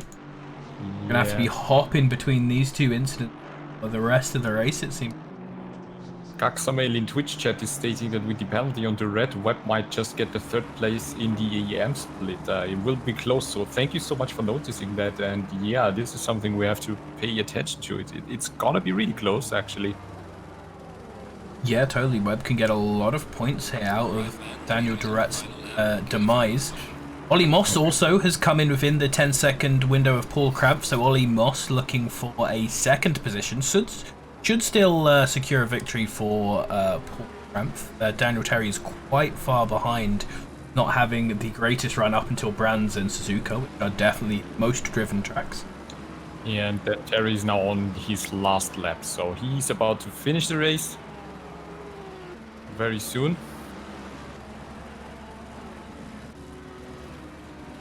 And it looks like anyone else, like the red has settled in. Nickel is also, he let go basically, he's not pushing anymore. And yeah, the positions seem to be locked in for the moment. Daniel Duret still looking a little bit aggro, however, coming out of Spoon here, he's got a much better ride on than the Ferrari, going a little bit wide there at the exit. Yeah. But hopefully he can get a good run down here with a little bit of a toe. The toe not incredibly strong in Assetto Corsa Competizione, but still getting a bit of advantage from it. Doesn't want to go too early. He has to make a big run into this hairpin if he's ever going to make it, and he's taken a little bit too much speed there going wide, and that's going to ruin his chance coming in for this lap at least. But Daniel Terry is behind them on track, so that means that Daniel still has an entire lap to make a move on Ray Birch ahead of him. Coming down into the first corner, the other place where you can make a move, and he's really closing here. He's come out a little bit early. This was the corner where he was taking out Birch, and this was nicely really done close by Birch. Good, safe racing alongside each other. Duret's going to stay nice, clipped into that corner so he doesn't let the Ferrari back in, and an incredible overtake. Good job from both of our racers there to keep that cleaner than we've seen some of the overtakes here. Yeah, fantastic work. Birch was really paying attention and just leaving him that space, trying to maybe get a better run out of the first corner, but Duret was just on a really amazing fast pace there. And yeah, then Terry finished the race. First place, amazing. Absolutely, and as we know, you always have to leave this. As Dan Terry comes through in first. Paul Krampf gonna make it second position. For now, at least on track, and is going to probably, I say, because I'm not certain, but I think it's a good chance that he will be taking our championship this season. Post-race shunt there. Nathan actually caught quite a bit up on Keith during the end of that race, so he managed to pick his pace back up again. But he is now rolling off. And as we finish the race, remember to stick around because we're going to do some housekeeping, some shout-outs, some announcements after the stream, talking about the 10 days of Christmas and all of our fun events, the announcement of how our first event will be. Van der Heck managing to lead Paul Nichols around as well. Peter Nichols, sorry. So, keeping that position, but obviously we'll lose it from the 10 seconds. Very well reserved from Peter there, knowing that he's going to get the position, not planning to force it at all. Daniel Duret now coming around the line is unfortunately not going to manage this huge gain of places. Gonna fall down behind some of our other drivers. As Lewis Webb, a huge, biggest result I think ever for Webb in our events. Huge shout out to him. He's done very well. It would be good to see, hopefully, him doing this more often. As he comes around, and him and Turner coming across the line now should spell out the end of our race, and then we can see who is going to be in what positions after everything comes down. So, driver of the day time. Make sure to get voting in the chat for who you think is the driver of the day from our top 10 drivers. Put P1 to vote for Daniel Terry, P2 to vote for Paul Krampf, P3 vote for Ollie Moss, P4 to vote for Reffel, P5 to vote for Nathan Burnswood, P6 for Haller, P7 for Nickel, P8 for Van der Heck, P9 for Birch, or P10 for Wirch.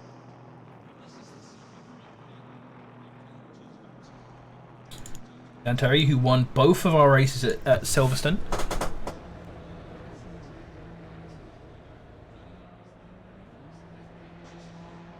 getting most of the votes in the chat so far.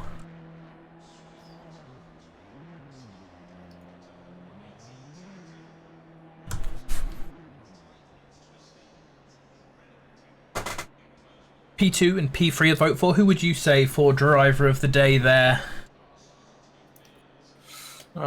Tricky. I can't really decide. I was just thinking the last minute, but it's... Who would you pick? It's tricky. There's been some good runs. Ollie Moss managed to get back after some adversity, so nice to see. Dan, Terry, Paul Cramp, Ollie Moss all actually finishing in their qualifying positions. Keith Greffel making probably the biggest run out of it that I've seen so far. Yeah. We move over to our podium screen. Have our podium here. Oh, ignore that bit at the top. That's testing that you may see again. Probably won't. As I remember to move my camera in front of my face. Hello. Dodgy cam setup here.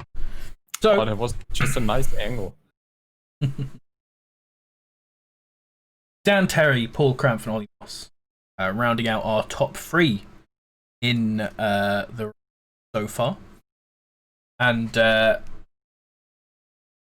driver of the day, the vote is so out there that we're going to leave driver of the day for now and say good job to all of our drivers out the front. Dan Terry, Paul Cramp, and Ollie Moss all getting a vote. So good to see some of these guys doing well. I would have loved to vote for Lewis Webb. I'm sure a lot of people would. There we go. We've got the last vote. We're doing it quickly. Paul Cramp, you've won. Paul Cramp is our driver of the day. Woo! Thank you, Yelly Queen, for giving me that final vote. And so, I don't know what Dan wants to say or announce, but we have already stuff to talk about. The first thing is going to be very simply to look at. Here we go. Remember to prepare this during the race. Our 10 Days of Christmas special. This is officially starting with the Championship Series, which will finish off this weekend. Obviously, tomorrow we're going to have Lars Kastrup and Paul Glover doing the Saturday stream for our silver drivers, and then the gold drivers, the top split, is going to be done by Dan Terry and myself on Sunday. After that, on the 21st, we will have Porsche Cup versus the Lambo Super Trofeos. That was a fun race last time. Battle Japan, as we've been talking about, 22nd Suzuka, but only with Japanese cars. Hopefully will be night races. The first race revisited at Hungaroring on the 23rd, and then obviously a break for Christmas before we have the Season 1 revival of our rainy Silverstone, our AC night, which we'll be talking about very soon, GT4, the Kyalami GT4 race that we did, which was very fantastic. I believe that was our first GT4 race. Then Battle Italia at Monza between the Ferrari and the Lamborghini. Not sure if the new Ferrari will be involved in that, but I'm sure we'll throw it in. Great to see some Italian cars blasting around that fantastic track. The 3 Hours of Zolder team event and the Solo Endurance Cup rounding this out. Round 3 at Bathurst. So that's going to be exciting 2 days. And remembered to put it up. Here is advert, slightly cut off. I know. For the 10 Days of Christmas. Race 1 will be the Reliant Robins at Donington National. So we're starting off with a nice meme race. Going to be some good banter. Trying to coax these things around without rolling over. We're definitely going to see some rolls, 100%. And today I'm going to be putting out the official announcement for this and putting up a channel which will teach you how to install the snow skins. It's not as simple as just throwing them in Content Manager, but it's not much harder. Just need to find the right folder and throw them in. So you can get that done nice and easily. I tested it on Dan Terry, and even Dan Terry can manage it. If he can manage it, you can manage it. Right? That's what Dan Terry said. So that's going to be us up. And like I said, we're going to be announcing a new one of these AC races every day. Our plan is to go for as long as people want to go for. We have planned out 10 races, which will all be 10-minute qualifying, 10-minute race, just super quick, fun things. and we're just going to go for however long people want to go for. If we can get through all 10 of them, that's great. But we've expected to organise more than we needed to. So yeah, it's also going to start an hour earlier than we normally start to make sure we can get all of those in before being too late. We're also going to set up our server, because it's not going to be on SGP, because we can't get all these mods. We're also going to set up our server throughout the day on that day to be a Nordschleife practice server where you can drive all of the cars that we will be driving on the whole 10 days of Christmas around. If you've ever wanted to drive a Reliant Robin around the Nordschleife, now is your time. So they're the major shout-outs. We obviously don't have our normal races going on because of 10 days of Christmas, so it's just the Championship Series and then 10 days of Christmas. How did you enjoy the extra long race at the end of today's streams? That was just a really cool idea. I think this is something we should definitely keep on doing through season 4. Take it in there as well. And yeah, it just showed that, you know, especially for the amateurs, it was a bit of a new challenge to you know, settle in, have maybe a different strategy. So definitely a good idea. Let's keep it up and do it again. Maybe even a little bit longer. Who knows? Yeah, the 1 hour races will definitely be staying for the main events. Also, we give a suggestion for anyone who is watching and is interested in doing some longer races. Remember that we do also have, as I said in the 10 Days of Christmas events, the team events, which you can join with your teams. We're hopefully going to have a few servers for that, so we can get everyone in who wants to go in, and the Solo Endurance Cup, which I believe there is a new sign-up sheet for. We're especially looking for GT4 drivers, because it being a once-a-month thing, it's thinned a little bit, so I think next time we're going to have more consistent sign-ups for those. So if you're looking for the longer races, we've got a couple of those. They're going to start being regularly between each split, each season. How do we enter the Solo Endurance Cup? There should be invite link in the Endurance chat. If you are not in the Discord, obviously exclamation mark sign up to jump in. Have a look in the Endurance General chat. There should be a pinned message. If there's not, I'll make sure it's been reposted there soon. And if it's not reposted there soon, that means it's not ready yet. So Dan Terry will have it ready whenever. But at some point in there will be a sign-up sheet. We are just hanging around to wait for the points. And then Dan Terry will come on and ruin my layout and tell us who has won. Obviously, we are assuming, back to sim racing, assuming that Paul Krampf has won. There we go, Dan Terry breaking my layout. How are you, Dan? He's muted, he can't even hear me. While he's 6. And I'm going to be really upset next time I start a stream. Stefan is broken. There we go. Hello, Dan Terry. How are you? I knew I'd break the overlay when I came in, but I'm here now. You all right? I am good. Congratulations, Dan. That looked just so easy. It got a bit boring. I was like, I was like trying not to brag in the chat, but it was like, right. I was like, right, I'm going to keep going until I catch the pack, and then I'm going to pit. And then the pack split up because everyone else was pitting. So I was like, oh, I'll just pit now then, and I'll just keep driving. Yeah. Well, it was good fun. So I'm eating some celebration chocolate cake while I wait for the scores to update. Awesome. Lovely. Enjoy. But no, it was good fun. What was the stream like? It was good. There was some good enough action going on, and I mean, we were not able to keep up with everything that happened in the first few laps. So yeah, I was just sat in the lounge chat a second ago, looking at the replay and hearing some people's thoughts on it. So the fun one is hearing people's thoughts when you hear people's thoughts and you see the replay and it's completely the opposite of what they've been saying. Oh yeah, absolutely.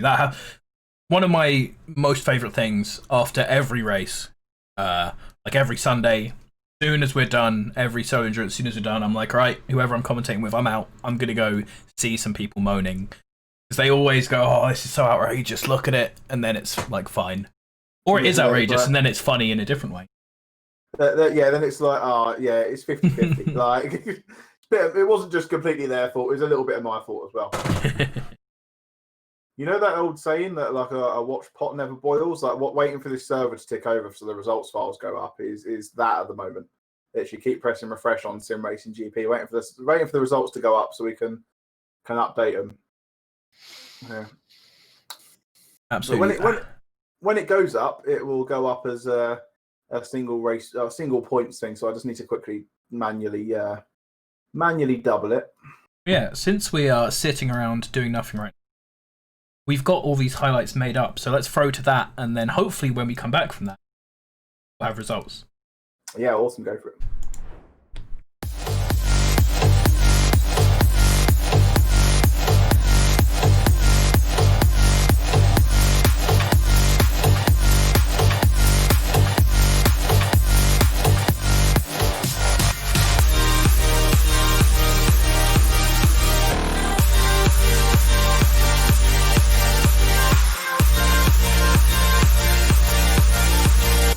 Oh, they're both off. They're both off and follow the leader a little bit. What's happening?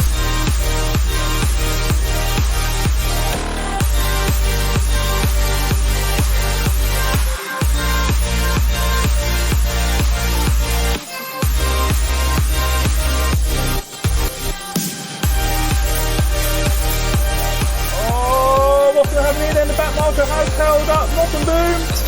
And where wins? Where wins it on the line, ladies and gentlemen? 4 1,000ths of a second. No. That drift! He kept it. Oh, there's carnage at the exit of the pit lane. There's 6 cars. He's being blocked by a tree. There's 6 cars on the exit.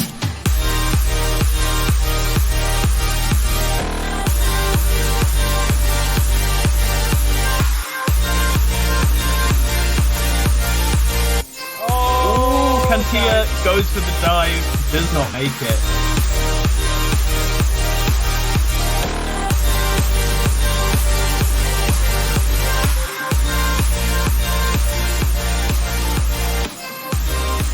Oh, and that's not a pass. That's not a pass.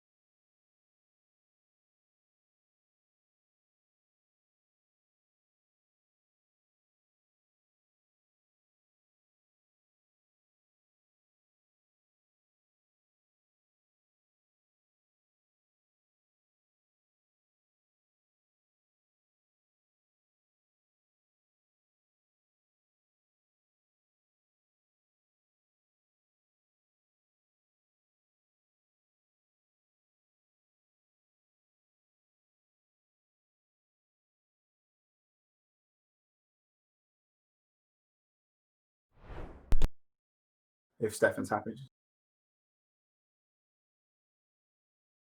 We're still waiting, lads and lasses. Welcome to the launch. Yeah, everybody's eating something.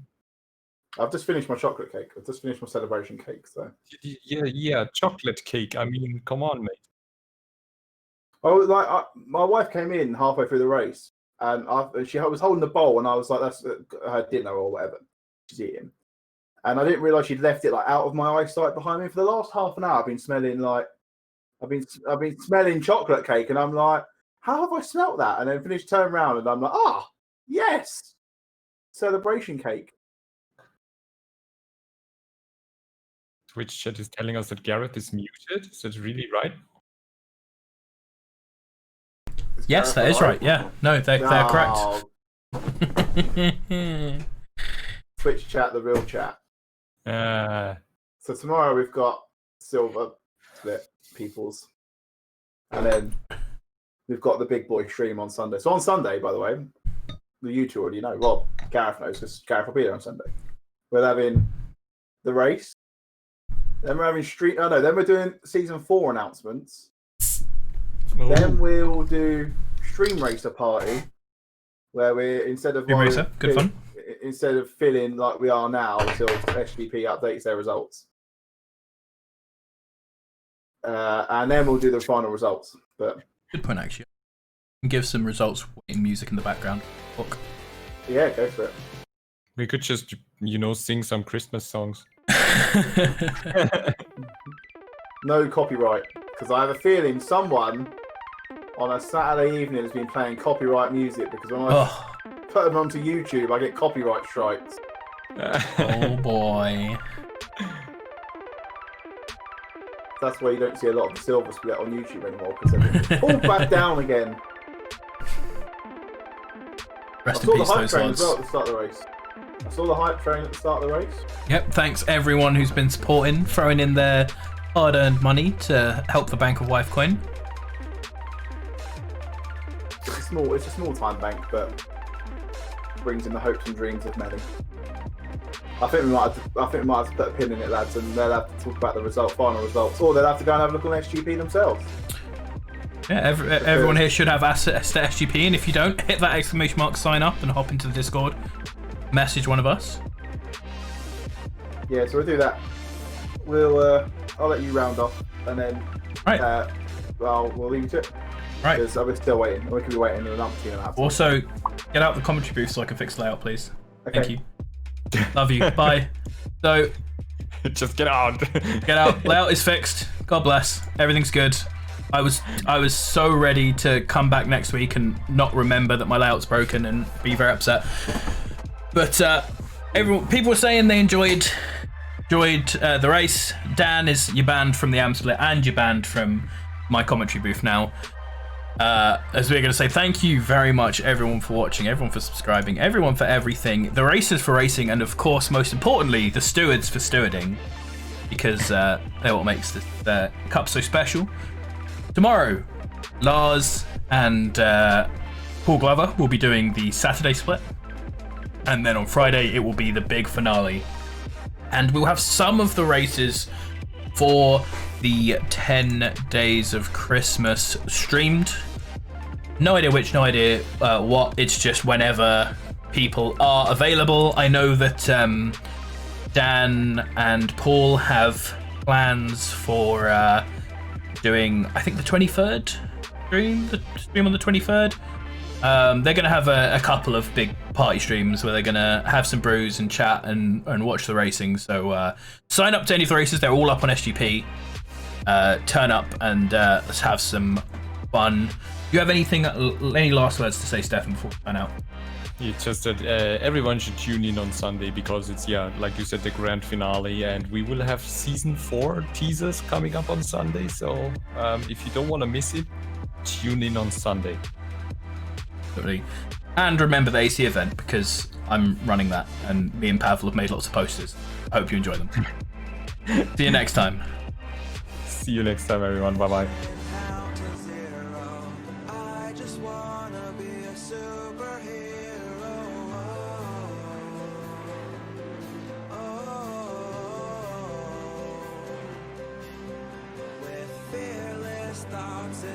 ocean swirl.